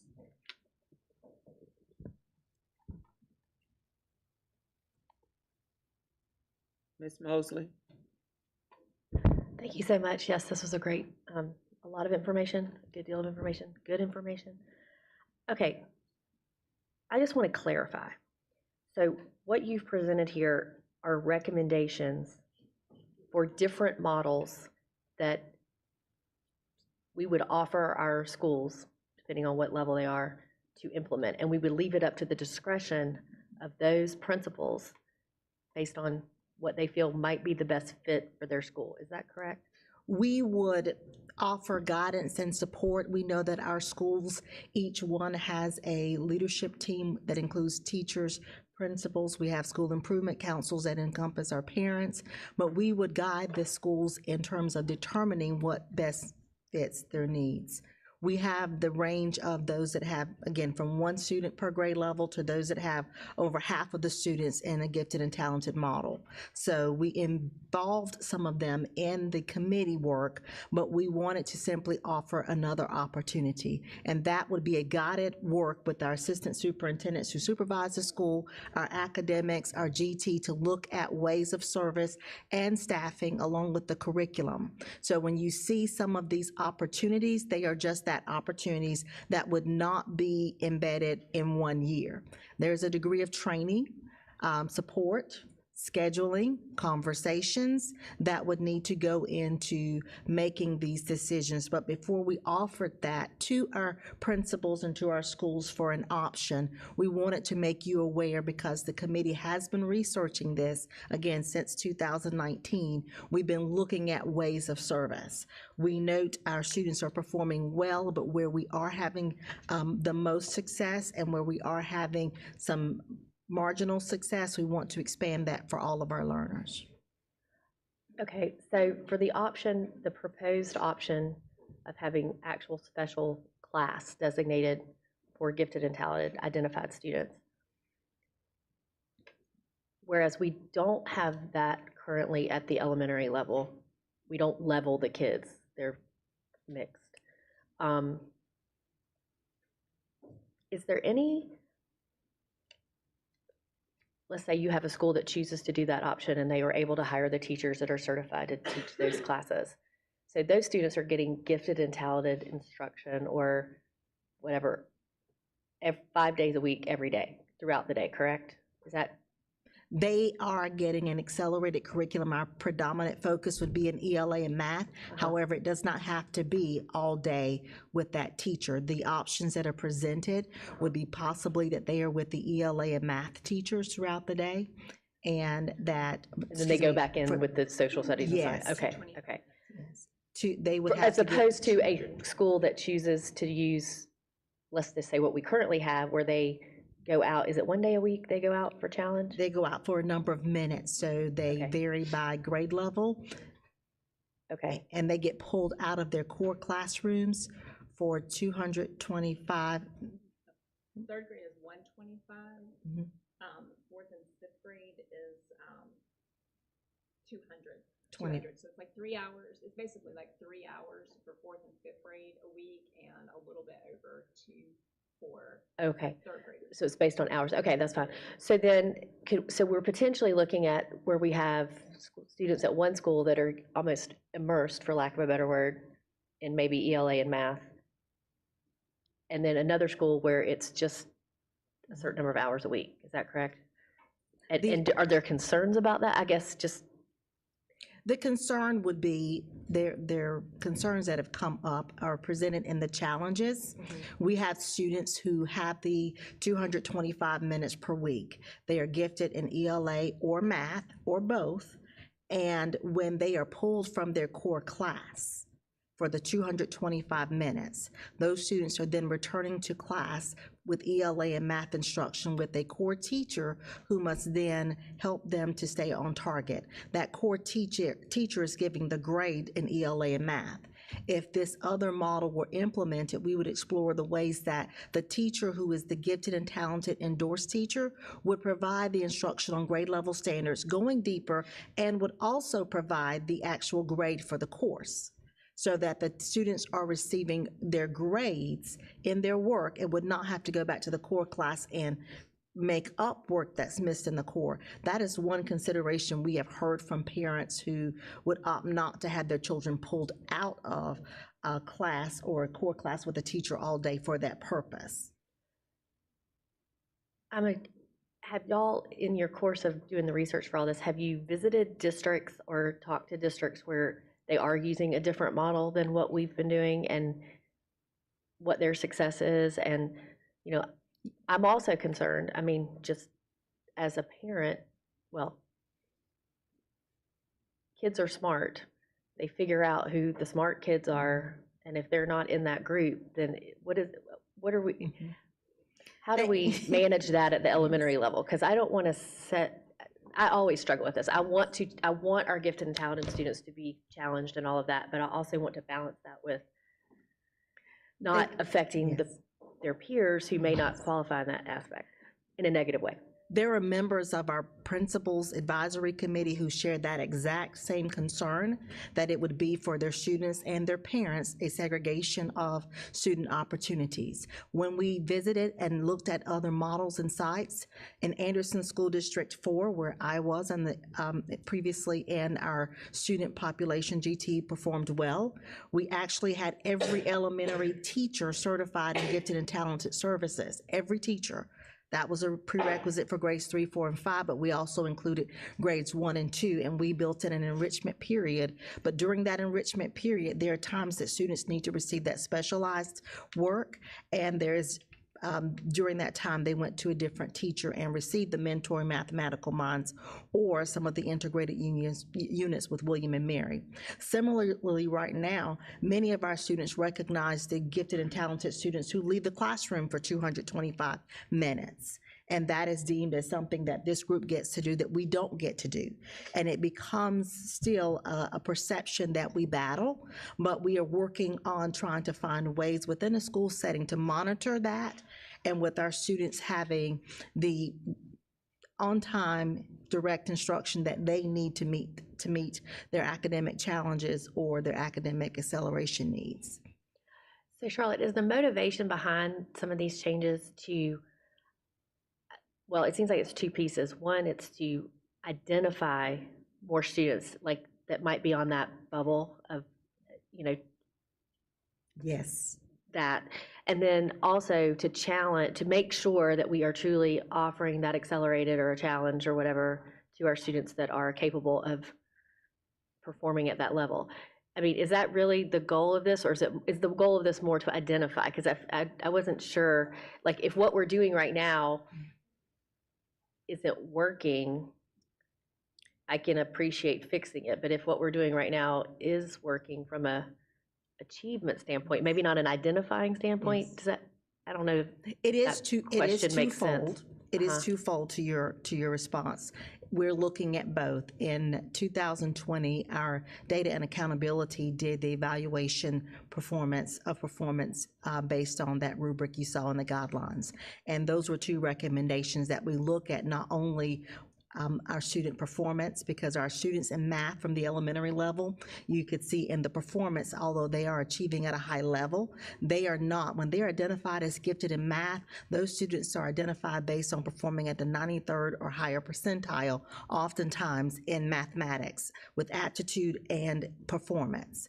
When we look and we see that not as many as in some cases it was down to 70+ percent that are performing, 77% that are performing at the exceeds level on SC Ready, there's an opportunity for us to enrich that, because as they move forward into the high school where we are providing other options of AP, honors, IB, and dual credit, we want to prepare them to be successful in those ways. So our curriculum, we look at internally as something that we need to evaluate and monitor.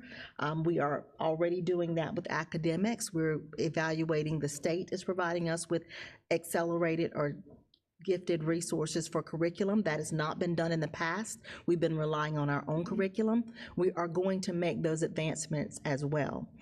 During the pilot season, we also looked at identification, yes, and with our K-4 through first grade students receiving some additional curriculum resource materials. I think you heard from Dr. Stevens earlier this year that we were offering, we worked with the K-4, K-5, we presented those units. We are looking forward to seeing if that impacted our students this year on our third grade COGAT ITBS with their number scoring. So identification is part of it, increasing that level of accessibility, and it's also making sure we provide a variety of services. I don't know if in any other way in our district that we provide one curriculum for such a broad spectrum of students across Greenville County schools.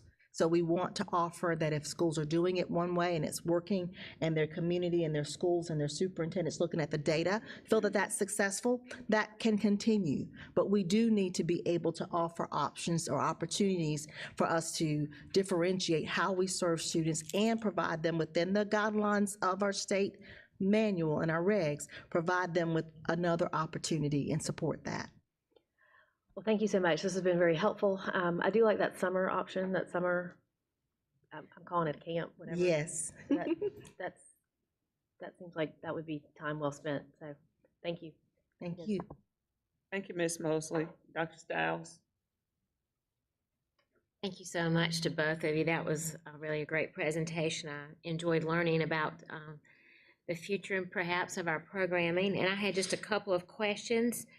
I like the idea that we're going to possibly look at students who are very close to qualifying and work with them, because I've seen, as a former teacher, I've seen those students who you just knew were going to qualify, and they're just so close, maybe a point away. But I wanted to know, a point or two away, but what is your definition of very close? Help me understand. When I think very close, I'm thinking, 1 point, 2 points. So just for the purpose of my understanding, based on your plan, what is very close? Excuse me. So this year we ran a revised trial placement, and we looked at the aptitude and achievement qualifiers. We identified students at the very beginning of the year. We gave a different version of an aptitude screener, and we actually ended up qualifying roughly 150 kids across all of our elementary schools just on the aptitude screener at the beginning of the year. And those that didn't quite make it, we looked at students that either had a qualifying score already, either dimension A, which was aptitude, or dimension B, which was achievement, and in the area that they had not met, they had to be 85 percentile or above. Achievement, you can definitely grow. Achievement is something you can definitely grow. Aptitude doesn't really change unless it was an exposure issue. And so we try to identify that, because typically once a student has seen a COGAT, or the other test that we use is called a Naglieri nonverbal, once they've seen it, they're like, oh, okay, I remember this. And if it was an exposure issue, you'll see a huge growth in the aptitude. So we had met with one school district in the middle of the state, and they identified down to 75%. I think that's harder to reach, so we kind of stuck around 85%, and we took like the first so many on the list and chose to serve them, and we'll test them again at the end of the year and see how it goes. Thank you. And you mentioned that perhaps this is a way for helping some of the underrepresented groups become qualified. But this is for all students, right? It is. Even though we anticipate some underrepresented groups will more Absolutely identified, it's also for all those students who are close. Absolutely. Even playing field and others. Absolutely, yes. Thank you. And I appreciate that very much. Also, I wanted to, I had a question about the special class model. I do see great potential there. The fact that the students will not be pulled and what they're doing in the classroom can be enriched. That's quite an accomplishment, quite a challenge. And I'm not saying it can't be accomplished, because I believe it can with the right training. You also mentioned that they're doing something similar at Blythe, I believe you said. What Blythe is doing, what I was mentioning, is the way that they have their classes set up. It's not related to gifted and talented programming at all. It is simply that Blythe Academy, as an immersion school, they are a partial immersion school, so instruction is delivered in mathematics and science for half a day with a native or certified world language speaker. But to keep the school heterogeneously mixed during social studies and ELA, the students are tracked with their immersion students. So think about, you're in your immersion group, you're in your GT group, but then when you split the rest of your day for the subjects in which you're not served, you go back in and you're heterogeneously mixed. And that model was intentionally created in the Immersion Magnet program at Blythe, so that you did not create a disparity between the groups, particularly at Blythe, because your home-based population made up the majority of the students who were not in the immersion program. So they wanted to integrate the students for at least half the day. So that's what I compare it to, because I'm very familiar with Blythe's model. So. Thank you for clarifying that. And my final question is this. Again, I like the idea of the special class model. And I'm asking this as an educator myself. Is this going to be staging, like we're going to let X number of schools start with this, that are interested, that choose this model, and then we're going to take those schools and we're going to learn how to be effective so that we can take that information and give that to the next group, so we're not constantly starting at ground zero and we're not constantly relearning?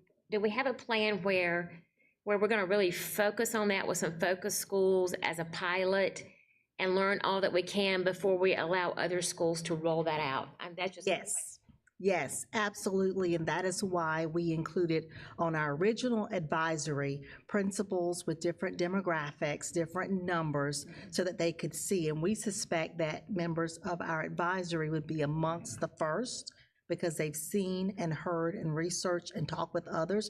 We suspect that they may be among the first to offer to pilot, and they will be able to use what they have done and are doing to share with other peers with like-minded opportunities to expand. like that, because I think if a person has a high interest and they're passionate about it and they take on the pilot, then the outcome will be so much better and so much more positive for that program. So thank you for this. I really appreciate it, and I think that we are headed in a positive direction. Thank you. Thank you, Dr. Stiles. Dr. Presley?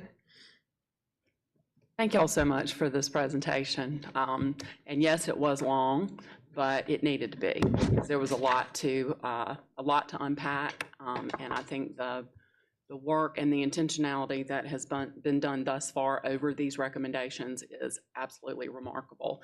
I'll start with one question that is burning on my mind. Are there any children in Greenville right now who are in GT classes suffering through Shakespearean tragedies still, or has that gone the way of the buffalo? Yes. They are. Okay. So, let me catch my breath. Hamlet and Romeo and Juliet, with themes like double suicide, are not appropriate for elementary children. I'm going to own this too, because it happened under my watch, and it's been something that we have been struggling for years to get under control, and it needs to be gotten.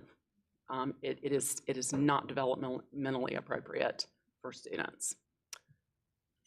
Next question. As far as the summer programs, which I am over the moon about that, is there a plan for it? Because we got 50 kids, and I know it's going to knock out of the park, so we can go ahead and check that. How will that grow? So is there a plan for like how that will, like the next year and the next year? So how it will grow, we'll have to, first let me say thank you for that endorsement. Our GT teachers are excited about this opportunity. We've spent many years working recently with our achievement gaps and our students, but they are excited about the opportunity to work with students who are on the cusp of being served fully in GT. They've worked with in their schools over a number of years. So thank you for that. Our way of expanding that, as we identify the criteria, she referenced that. Each year we identify the criteria anyway for our students who met in one indicator or another for the performance testing that happens in the spring. The performance dimension C, that third option for the students who don't outright qualify with aptitude or don't outright qualify with aptitude and the achievement scores. Performance dimension C is an assessment that is built for the students. And it is the one opportunity we get during an assessment to say, let me provide you with a few minutes of instruction and now do this. So take these 5 letters and make as many words as you can. Let's do it together. Now do it on your own. We find that many students qualify under performance dimension C, but that's just a small bit of instruction during the test. We know that when we identify those with one qualifier, that list, we know who's going to test in performance dimension C each year. Some students will qualify, and we get that data back in May, letting us know those students that qualified had one qualifier or another, and they qualified with dimension C. So we have that list, and we'll use that data to, if we cannot with our support and curriculum, get them to outright qualify during the year, we'll have already a trending number of how we might expand this over the course. And last year, we had, was it over 300 students that qualified on dimension C? I think so. Okay, and then I was going to say, just because this is so recent, I'm in the middle of giving out the performance task assessments to schools this week. 2,241 students will take the PTA assessment between now and March 15th. And the students who do not quite meet through PTA, those are the students that we're going to grab first for summer camp and trial placement. So we'll take those students because they're so close anyway, and it's so recent, and we can take them after we invest in them a little preparation and retest them immediately with a short screener and see if we can get those students to qualify because they're so close. So with the summer programs and the exposure to the test, that won't simply just be test prep or taking practice tests. So we have looked at, I saw a really great presentation from Charleston County Schools. In Charleston, they do a similar challenge program, because I kind of always want to go to Charleston and Lexington one and see what they're doing because they're similar to Greenville County. And their challenge or gifted talented director had pulled quantitative, which is numerical, mathematical reasoning, problem-solving patterns, nonverbal, which is, again, some puzzles and patterns, just not with numbers, verbal, which is analogies and word associations, and she had pulled games. So think Boggle, apples to apples, some fun activities where she identified students based on strengths, based on test scores, and then she divided up some fun tasks where the number one thing that they were supposed to do was celebrate the students. As soon as you identify them, you tell them, even if they had not hit like the 93 or 94 percentile, you have a strength in quantitative ability. Did you know that you reason really well with numbers? You know, I'm gonna show you some way that you can practice that. And then you do some instruction, you do some fun units, you break them out by skills, you build up their confidence, and then you do 10, 15 minutes of test prep. And then you break back out and you're working on some project-based inquiry, building their critical thinking and their reasoning in groups. And then you go back to test prep. So you've got kind of a cycle of instruction, fun, and exposure to the test, all built into that camp experience. There was a model in Beaufort years ago at Beaufort Elementary that echoes the exact thing that y'all are aiming for, and Dr. McDavid and I have talked about it, where they had, and Beaufort L had a complete cross sample of all kids, and they learned under a transdisciplinary model, it was the AIMS program, and y'all, they were growing those children into, and it was across ethnicity, all of that. So if they maybe didn't test in that first year, then because they were being a part of that learning, the very thing that we're trying to do, they would test in the next year, or they would test in possibly that last year. So kudos to you for that. Curriculum design is wickedly difficult, no matter what you're designing it for and over. The mathematics and the ELA and those kind of in the special classes, I would wonder though, because since they're doing problem solving, that perhaps some of the science and social studies pieces, even if they were cross-cutting concepts or something like that, could be integrated very easily into, so that there's still that flavor. But I do agree that we don't need to completely section these children off. They need to go back into those. A couple more questions. I promise I'll be done. At the high school level, is it district policy for students? So right now our students, unless they go to CTC, do not take geometry in middle, correct? Correct. Correct, but that's changing. It's changing. That's changing. Okay, well, The state has recently presented a new progression recommendation, and we are going to roll that out, which would include our students taking sixth grade everyone getting sixth grade core, a 7-8 advanced curriculum that will be provided, and then in the 8th grade geometry. That is the recommendation of the State Department, and we've recently received that. Our academic specialists are working, but that's not yet rolled out to our schools or to our teams, but that is going to shift.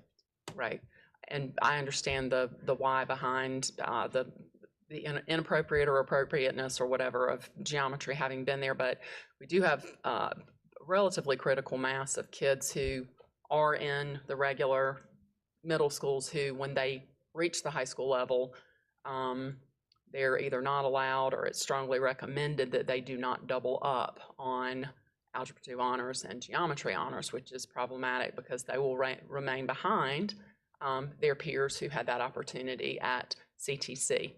The other question has to do with, and I know the why, I lived and breathed at high schools, but what I hear from parents all the time, y'all, and I've got one that's headed right through the chute, taking those AP exams at the end of the year, I wonder what our 3 and above passage rates would look like if our kids were able to take that exam right after. Anna just finished AP Human, and I said, honey, you better keep those flashcards because you're gonna need them in the spring. I don't know if there's a solution with that because it's, you know, it's a scheduling nightmare to do skinnies, but I'm just wondering out loud. So there are a couple of things, and I think I just lost one of my thoughts. One was Yeah, there was one for AP that I think I've lost one, Dr. Presley, but one of the things, and I know this is not ideal, but there is a AP review day at Greenville High School every year. I know it's not ideal. The other solution that was rolled out when Greenville County went to block, when I was still supporting world languages, was to have times rolled out during that second semester to provide, oh, I know what it was. College Board just sent an email like 2 weeks ago that they're moving toward digital exams. I don't know if you were aware of that. So they're forcing everyone to, I think there are 10 subjects of AP that will all be digital next year, not this year, but next year. And what I think will follow is everything becomes digital, and the digital format is supposed to be somewhat easier in structure than the traditional paper pencil. We actually think IB is going to follow suit as well. They're just slow. They just drag behind College Board. So that's not a solution at all to your concern, but those are some things that have been recommended to schools, and then some changes that are coming from College Board that hopefully will improve the experience for the students overall, but we'll continue to look at ways to do that. I would love to tell high schools that they could only schedule AP in the spring, but I don't have that authority, so. That We will might, add that to our secondary advisory agenda. you might have a coup on your hands if you do that. So College Board needs to go ahead and get with the program and develop multiple versions so we can test twice. So that's really on College Board, but we probably have to work around it. Is there any, last question, I promise, ladies, has Greenville taken any look at the Cambridge model, which is kind of like it's almost like IB light? When we look at our number of IB diplomas that are awarded, and that is as old as time, they're hard to get, but when you look at the output and you look at the expense of training for IB, I'm not making the recommendation that we look to do away with IB. Let me go on record saying that. But Cambridge is much more fiscally doable, and it's very similar, and a lot of districts have moved toward that. Or are you doing that in addition? Has Greenville looked at that in any way? We haven't looked. We've had lots of discussions about IB, and I mean, we are open for discussion if that program, so don't think that's off limits or something that can't be discussed. It is at 4 schools, so we haven't really looked at offering an additional model or replacing a model. What we have discussed, because Mr. Williams and I, Mr. McCoy and I had discussed the possibility of really encouraging AP Capstone, and so actually doing something more with the existing programs that we have in place rather than adding something different, but building up what we have and making it better, and having a real option between dual enrollment and AP that shows there is a difference. I have a child that's at a dual enrollment charter school, and knowing what I know about the difference between the courses, I can make a personal assessment on the experiences that she's had. Had she not been in that charter school, she would have been an AP student. So I mean, like, there are just some differences in the programs. We would love to make our AP, yes, if you really want rigor and you're looking to apply outside of South Carolina, we'd love for you to pursue this in the capstone. You also have the option of dual enrollment, and if you're looking to stay in state and you're looking to do these types of programs, and we encourage you to do this, but you still have the option, so. Thank y'all so much. This work is absolutely amazing. I am your biggest cheerleader. This is hard work, but it is so worthwhile, and I cannot thank you enough. Thank you, Dr. Presley. Mr. Cochran? Thank you. First off, going back to slide 20, I was just wondering, and of course you addressed the fact that the scores were dropping off there some between especially the 5th to the 6th and the 6th to the 7th grade. What do we think the main factors behind that are? The trend that you see in terms of the exposure also may have something to do with the alignment of the curriculum. You see that our state also, as students progress from grades 3 through 8 in math specifically, you see the drop being more significant.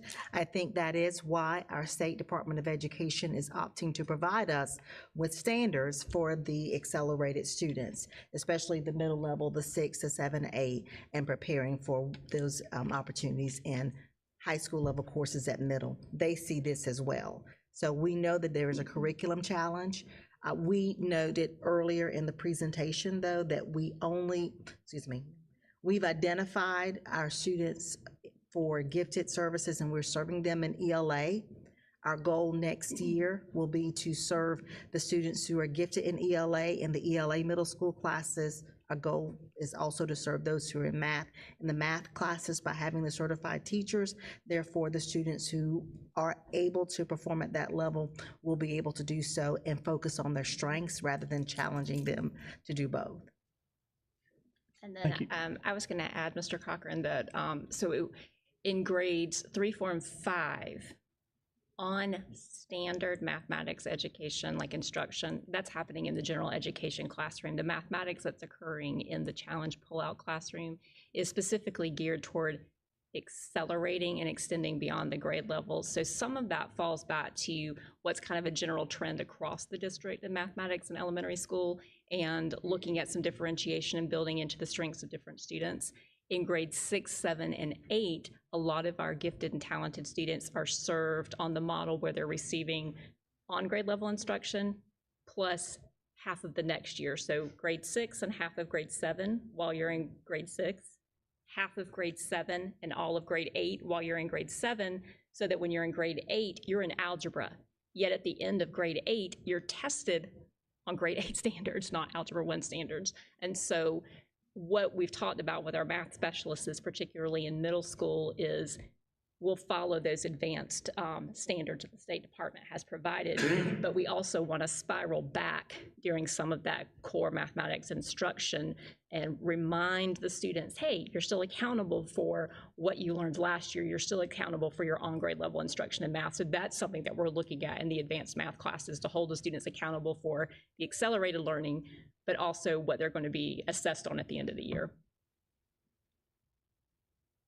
Just for my benefit to make sure that I understand this properly, the summer program that you mentioned, it's not just going to be students from 5 particular schools, but we're going to be pulling students from all schools, elementary schools in the district. Is that correct?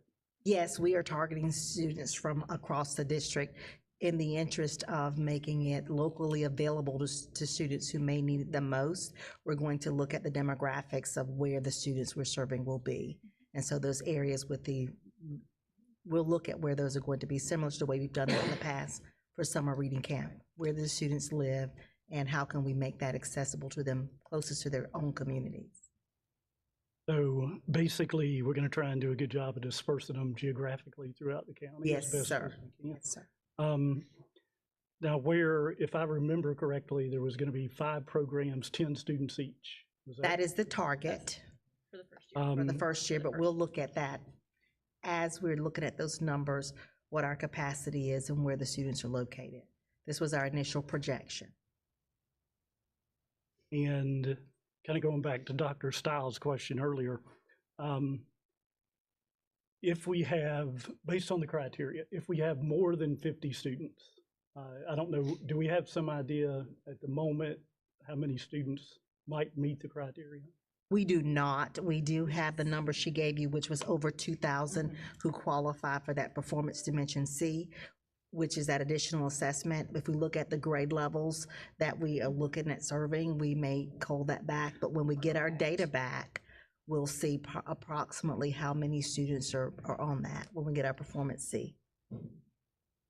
So if we end up having much more than 50 students or more than 50 students, what will the criteria then be to decide which students we will allow into the program or invite into the program? I think if we look at our current criteria and we see a much larger number, we will revisit that with our district leadership to see if there are ways of expanding the opportunities, because in our pilot, And with the existing cutoff of approximately the 85th percentile, we don't want to leave students out. We will also need to ask the parents about the students participating.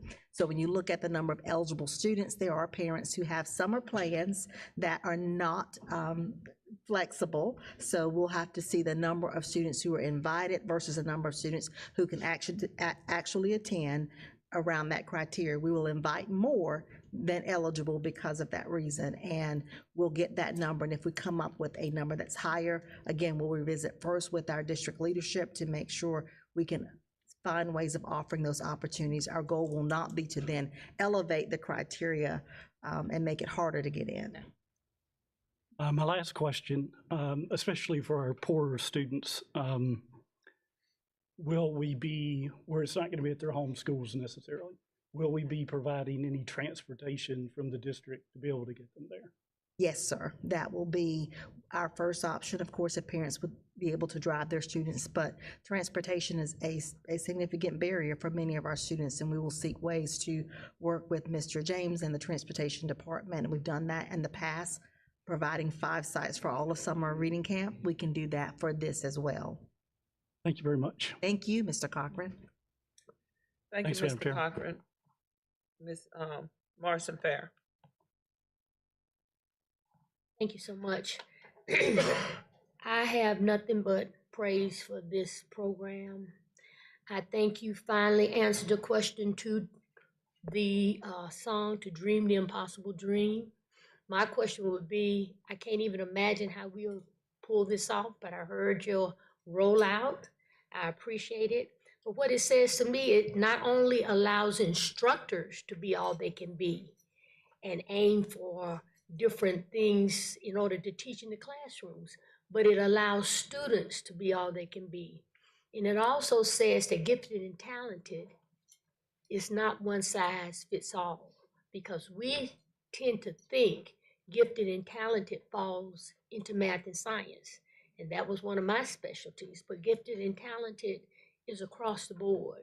So it allows students to see themselves in a different light, and it allows them hope in order to increase their dreams, their visions, allows parents the opportunity to see their kids grow. All I would like to say is thank you. Thank you. Thank you, Mrs. Morrison Fair. Any other questions? Ms. Middleton? Thank you. My question is, my general concern about very large classrooms, especially in the primary grades, and kids can get lost in there because they're doing fine. And they're getting, good grades from the teacher and everything is great. And the kids themselves sometimes feel, like I know my grandson would, he's a crack up and a lot more fun to be with his friends, and he would not want to be pushed into anything more advanced because, it's not as much fun maybe.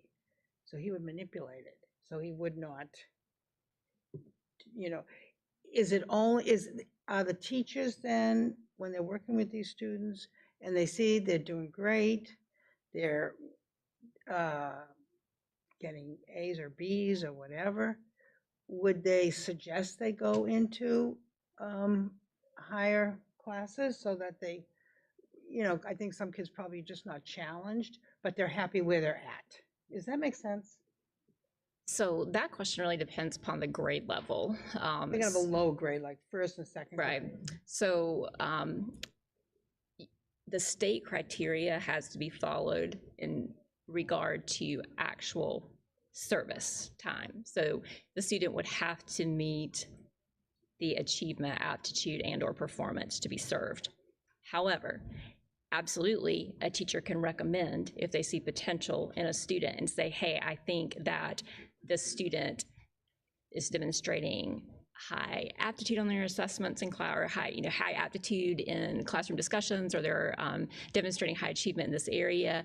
I would like to refer said student for an assessment opportunity. And then you just go through the assessment opportunities for the ones that fit the child and the child's strengths. So if you're not seeing high scores on aptitude, that might not be the one that you want to focus on. You might want to focus on trying to get an achievement score. And then the achievement scores, we do have several achievement tests that occur throughout the year that we take that are just natural, that the classroom teacher is administering, whether that's MAP or SC Ready when they enter third grade. So those are not always pulled out and with special emphasis on GT services. They're just taking the classes naturally, taking the assessments naturally, and if they score high enough, then they meet a qualifying area. So with the performance task assessment, however, if a student gets pulled for performance task assessment, there is a lot of opportunity for a teacher to de-escalate or encourage a student to do their best, like de-escalate a behavior or a disinterest,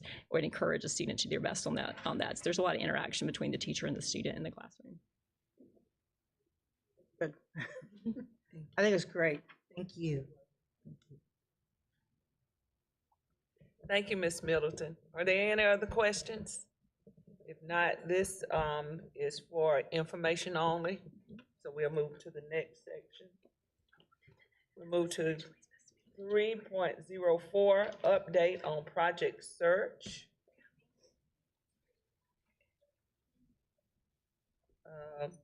Ms. Hogan? Do you need to say anything before Ms. Hogan? Not necessarily. I'll just say we've had a very important partnership with Bon Secours. Many of you have visited, I think, Project Search before. I've been fortunate to do that. Ms. Hogan's going to talk about the history and also exciting expansion opportunities that she's currently involved with. So thank you, Ms. Hogan. All right, thank you so Take it much. away. Yes, thank you for the opportunity to share.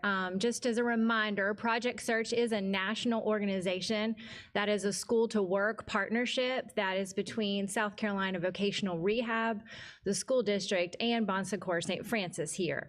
Now, in other districts, it might be a different hospital, it might be a different business, but currently ours is with Bon Secours St. Francis Vocational Rehab and then Greenville County Schools.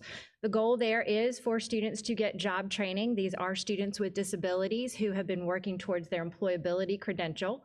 They would have achieved all of their academic course units before they are involved in the work program. And then many of the organizations that are partnerships with school districts then hire the students in their buildings. Our history with Project Search, this is our 7th year of implementation. Again, with Bon Secours St. Francis. We currently have 12 interns there, and right now they would be in their second of 3 10-week rotations. Over the 7 years, we've worked in 25 different departments, providing meaningful internships. You'll see on the next slide which departments we're in right now, but so far it's been over 25. The program has consistently been recognized by the National Project Search Organization for 80% employment after completion. I'll go through that for you as well. So who are the interns? This is our current class. They represent 13 of the schools over the program's history. You can see by each high school there and with our program at West Greenville, how many students they have sent at some point over the 7 years. That's important. We have, 15 physical-based school districts, or schools. Felton Inn doesn't have a class ready yet, so we'd have 14 plus West Greenville to make the 15. So we're constantly looking as we go in right now, which would be our recruiting season for next year, to make sure that we have opportunities and accessibility for as many students that could be a part of it. So that's why we track those numbers there. Here are our current rotations. You can see on the one side, there are some that are physically at Bon Secours St. Francis and then also using their other locations, their affiliate sites. The ones that have the asterisk beside it are new ones for this semester. The rotations really depend sometimes on the student's interest, their skill level, but then also what's happening in the hospital. For instance, if there were a department that were understaffed, we would not want students to be there to fill a gap, because that's not what they're there for. They're there to learn from those who are available to mentor them and help them. So if there's something going on, there may be different times where we have different people in different rotations, or next school year may switch out. I will say the fact that it's over 25 is pretty impressive. The first couple years, and we knew this from the folks in National Project Search, that you'd have a small group of people want to be a part of it. And then as they learned about it and saw the students and they were more familiar with what the program was about, there would be more asking to be a part of it. And that's exactly what has happened at St. Francis. Here's a slide that gives you the full 7-year picture of how our students have fared. The top one, of course, is how many students were enrolled. We started with 8 students. Like I said, we've got, it goes between 11 and 12. You sometimes will have a student that will drop out or have some reasons, and we chart all of those reasons. Sometimes there's personal or family issues, but the year of COVID was a little bit of a struggle, as you can imagine. When you look at the completers, we've had 54.9.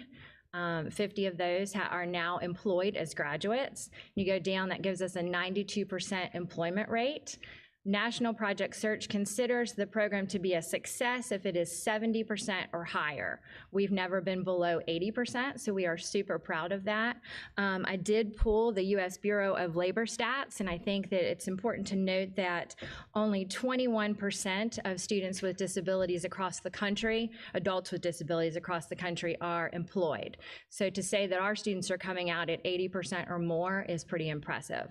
When we're saying employed here, we're also looking at a livable wage, and that means 30 hours with benefits is what Project Search defines as a livable wage. So you say, where are they now? We've got students that have graduated. We have a little video of a couple of our students who have graduated from Greenville County Schools and the Project Search program and are working in Greenville County's EMS system. So I thought you might want to see them here.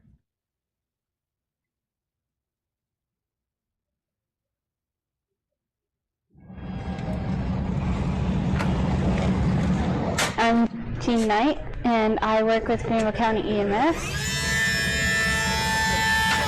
I stock the ambulances for the paramedics and EMTs, making sure that they have everything that they need. I love it.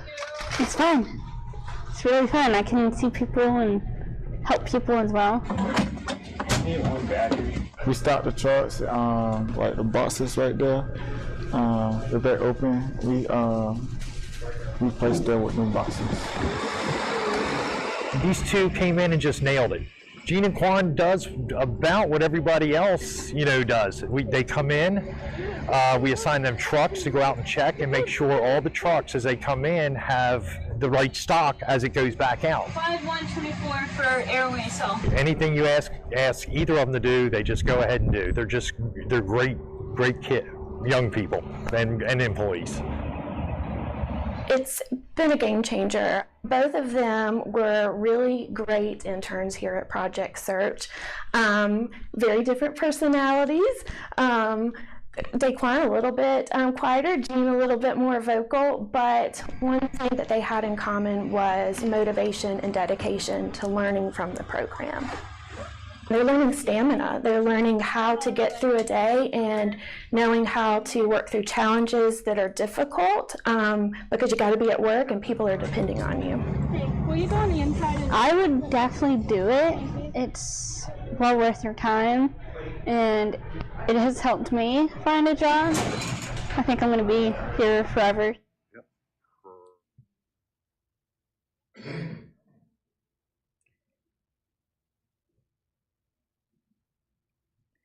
So I hope you enjoyed seeing Jean and Daquan. You may have seen, there was a Green Link brochure that came out, I believe last year, that really highlighted folks that were using the city transportation system, and that's how Daquan gets to work every day. He does ride the Green Link bus.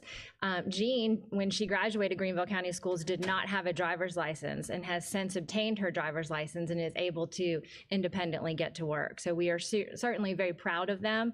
I did have a conversation with Mr. Summerson about the statement where he said they do almost what the others did, because I wanted to know, we're not asking anyone to create jobs for students. We want students to fill the need in our community. And so I said, can you talk to me a little bit about that? And he said, oh yes, we just make sure we have a check system and someone checks behind them, but they have people that check behind a lot of people. And so, he talked about the accommodation that they might provide for one who might be more focused He said Daquan was a little bit more focused than Jean some days, and Jean's a talker. If you've ever met her, she's a fantastic young lady. But so what, I wanted to clarify with him so that you all know that it's not like that there's a job that they provided. There was a need at Greenville EMS, and that those students filled that need as young adults. Also, it was really interesting when I said, so if you had an opportunity to hire, they did not come at the same time. One student was hired before the other student. And I said, so if you had an opportunity to hire another Project Search graduate, what would you say? Or tell someone else about that. And he said, oh my goodness, the training that they believe that they get there, the work ethic that they have from there. And again, he spoke to the stamina, the fact that he said these two people show up for work every day and do everything that they are asked to do. And he said, I don't know why anyone would balk at that. So I thought that was pretty exciting. And if you, actually, I'm gonna go back one slide to that one there. We talk about employed in the community. I think it's important. That is the bottom blue there. It says employed in the community. I mentioned on the very first slide that a lot of programs that are in Project Search hire the students once they're there. Our first class at Bon Secours hired the whole class. So when you go down to that next blue area, it says employed in the community. I think it's really awesome to see that those numbers are going up in the community. That means that not just Project Search at Bon Secours is growing, that folks in the community in Greenville area are learning about the program and are reaching out to hire our young people. So you may recall last year, I seemed to draw the February card here. I think I presented in February the last 3 or 4 years. And I think it was Ms. Mosley asked if we had any goals to expand Project Search. And at that time, I shared with you that yes, Dr. Royster had asked me to reach out to National Project Search and see about Greenville County being a host. So if you remember in the very beginning, I said it was Greenville County, Bon Secours, and vocational rehab. But we have many needs here. We are like a city, right, in Greenville County Schools. We have transportation, we have warehousing, we have landscaping, we have a whole lot of jobs that we need to fill in our business. And so wanted to talk to Project Search about, was there an opportunity for us to be a work training site and then also potentially have a way to hire some of our employees. So we did research with them. I put on this slide, really that began in the spring of last year, went into summer and fall of this year. And we did expand into this spring semester. For Project Search, it is a 1-year program. So you cannot call any program less than 1 year Project Search. So want you to know what we did do is we went ahead and purchased the curriculum for a second site, so Bon Secours St. Francis, and then a second location at Space Drive, where we house many of our areas that we work in Greenville County Schools. We went ahead and hired a teacher. We signed an agreement to expand there. We worked with vocational rehab to make sure that next year that they would have the staffing and the funding to be a part of a full year program. We hired a skills trainer who is, those two, the teacher and the skills trainer actually are working with students right now. They started this semester for our pilot, and then we will go into official Project Search next year, okay? We went ahead and recruited students. I'll show you a picture of those here in just a few minutes. And the one thing that's different about our pilot than a full Project Search is we are providing transportation to the students. Once you're in Project Search, you're obligated to have your own transportation. That's part of the program. So this semester, we are providing transportation, and Food and Nutrition is providing meals to them. We secured a classroom training site that is actually out at Space Drive. I'll show some pictures of that to you. Started in spring. In January, our students came back after Christmas break, and those are the areas there that we're looking at for rotation: the motor shop, building services, grounds, transportation, and warehouse distribution. I will tell you a couple times a month in district leadership, Colonel Carlin gives an update on vacancies, and we have vacancies in these areas. These are areas that we need employees in Greenville County Schools, so we're excited to be able to train some of our students in these areas and possibly be able to retain them. Who are the interns? For this class, those are I believe there's 7 in that picture. There were 8 students that were accepted. There's 7 there the day of the picture. The school's listed below there. That's them out at Space Drive in the warehouse. Very proud of we did a signing day where they got their hats and they have their shirts. They were pretty excited about that. We ran into a few speed bumps with getting the classroom approved, which is nothing out of the ordinary when you're working with the Office of School Facilities. So in January, when the students came back, right before they came back, we had to shift, and we couldn't use the portable that we had originally planned on, so we shifted and moved them to Washington Center. Actually, it turned out to be a really good thing, because if you recall, in the month of January, we had a lot of storms, we had a lot of things happen, and so they were able to help and get some training and fill in some groundwork there that we probably wouldn't have had otherwise. So there are some of the things that they did in January when we switched locations. We're able to work in some building services and some of the cleaning things that we were doing and support us at Washington Center. In February, they were able to move out to Space Drive. That's a picture of the portable. It was an existing portable that was used by security. They have switched locations, and Colonel Carlin and his crowd have really made this an awesome place for our students. As you can see, the first thing they had to do was make it handicap accessible. But there are some pictures of the classrooms where they spend a portion of their day with training, and then they go out and they work in their rotations. And I'm happy to report yesterday was the first day of their rotations, where I had that list of motor shop and various locations. So it's all brand new, but we will be full into Project Search at a second site starting in August. So what questions can I answer for you? Thank you very much for this. You're welcome. This is a great program, and I'm so glad that Greenville County Schools has it. Are there any questions? Ms. Mosley? Sorry, I'm full of them today.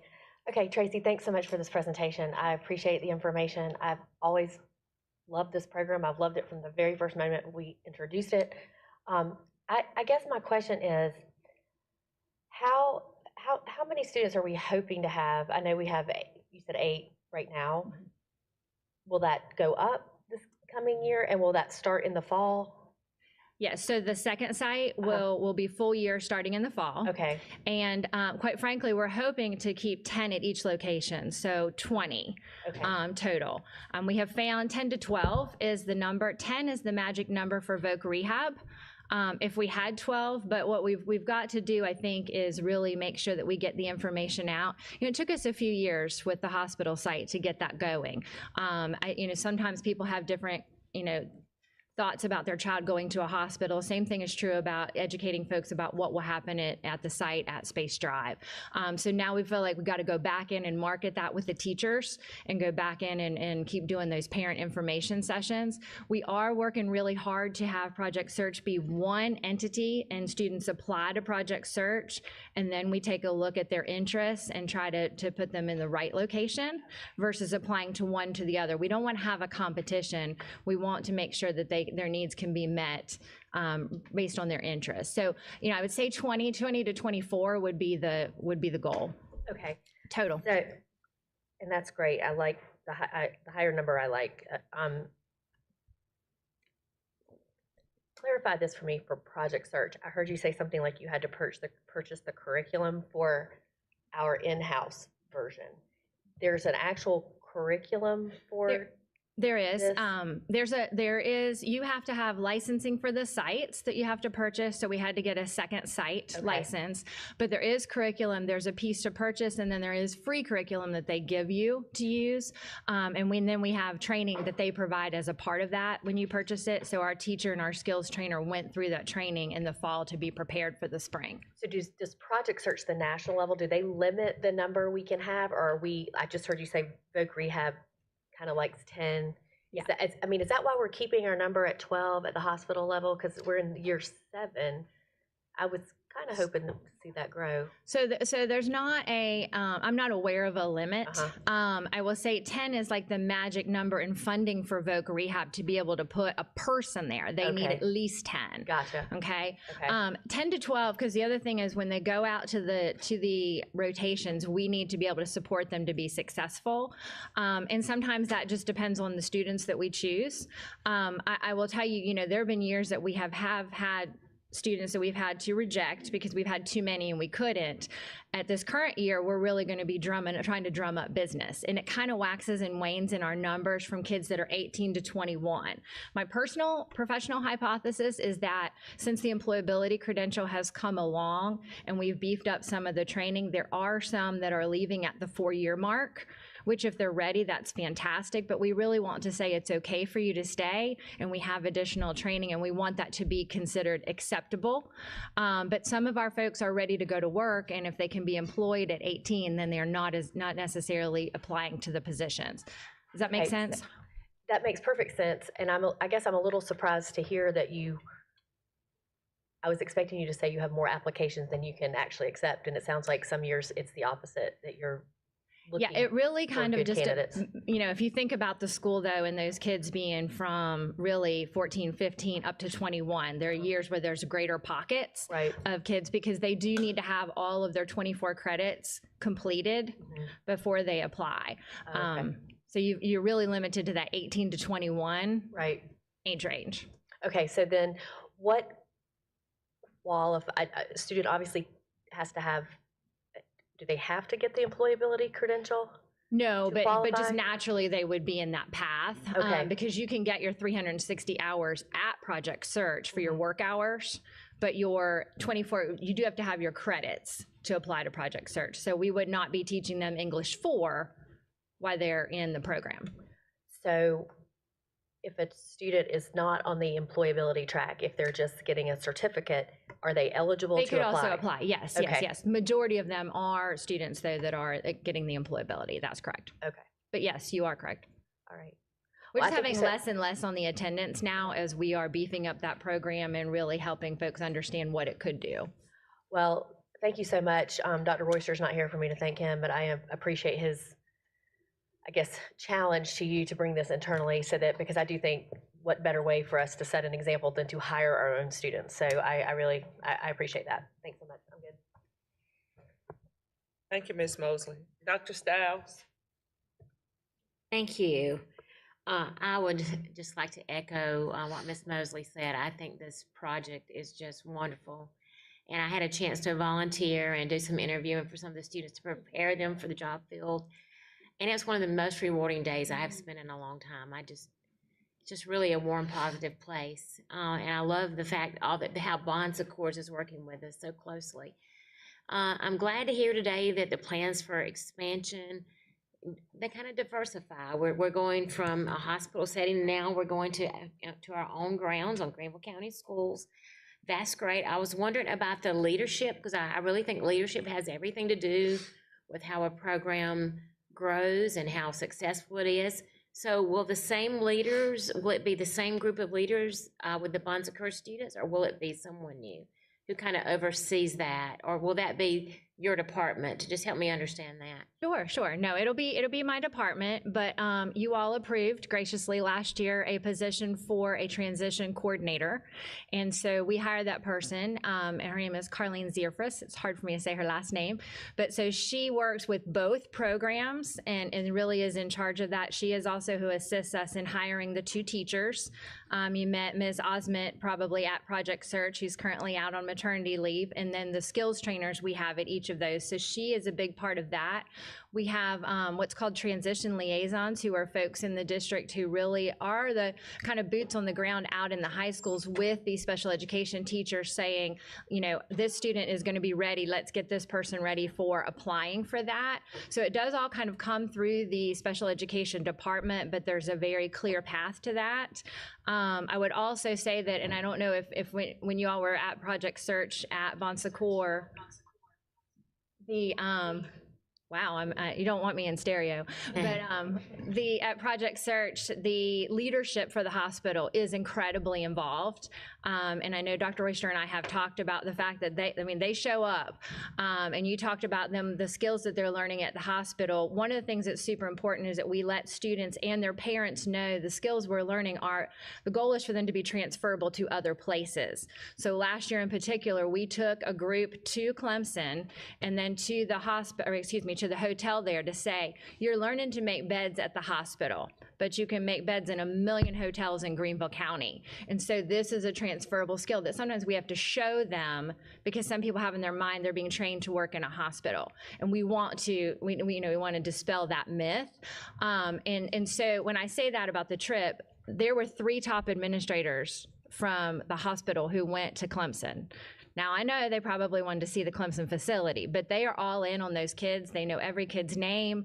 They come by. One comes every Friday to check on them. And so, yes, they have set a very high standard for us as Greenville County Schools of how our involvement is going to need to be at this second location. We're going to need to be all hands on deck too, because I think that is a key piece about it being successful at the hospital, and all of those rotations in departments wanting the students to come and train. And my goal is in a couple years to be standing in front of you saying that we can't put enough out, everybody in Greenville wants them in their building, kind of thing. But it will take some time, and at the hospital it took some time as well. So Thank you, and I appreciate the fact that the skills are transferable. The skills that they're learning at Bon Secours, they could work in a various number of settings. And the same way, I can see the same way with maintenance, those kind of skills, they can be extended to many locations in our community. And I'm just, and this may be premature, but I'm just so excited about this, and I'm thinking out loud. I'm thinking about the future. What are we doing to, I guess, are we thinking about next steps beyond now? We're gonna have a second center. Are we thinking about next steps beyond that? And have we thought about partners, other partners out in the community? And I'm just thinking about, I'm just going to throw out the name Michelin North America. I know they've always been a great partner with the school district. Are there other places? Are we seeking maybe for the future other locations for this project to extend? So yes and yes, okay? So let me, you're gonna have lunch today by Kids in the Kitchen. I think you got a memo that told you that that's one of our programs in-house, right? So I wanna make sure we don't forget that we have these other programs that are happening at many of our high schools that are training places as well. We also have the Connections Cafe out at Roper Mountain Science Center. So we've got our hands in Greenville County spread all over, right? When we were looking at a location for this particular class that we put at Space Drive, I met with folks at Roper Mountain looking for space. I met with Mr. Williams to say, what are your connections with Michelin and all these other places? So yes, certainly staying connected with our people who are connected with the businesses, I think is on, the horizon, but maybe not next year. Right. Because I do think that we've got Carlene being her first year this year in her position. One of the charges that I have given her is really to shore up all of our businesses. I want to make sure that Kids in the Kitchen is doing an excellent lunch for you today, but there's also a lot of other things that have to happen in that process, not just getting this piece done. And we have businesses that are at different places in different schools. There are some schools that are far along and some that have maybe abandoned one business and moved to something else, and we've got to see if that's what the students need at that time. So she'll be doing program assessments to make sure that when we're putting students out that they're getting everything they need at the school level first. So we got some work to do there. Excellent, I understand that. Thank you so much. Of course. Thank you, Dr. Stiles. Are there any other questions? If none, this is for information only. Madam Chair, I turn it back over to you.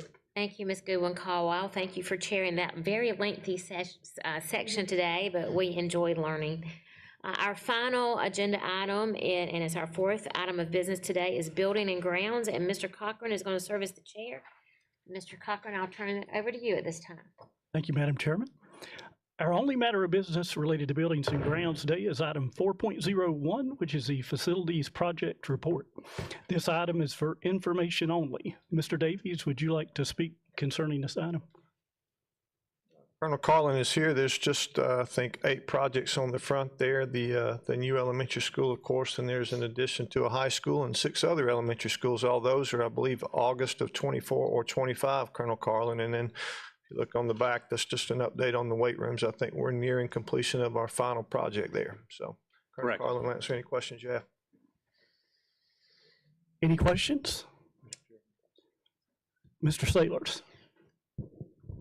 Colonel Carlin, one request as we provide this project facilities update in the future, how much trouble would it be to add the budget amounts to each of these items? Not.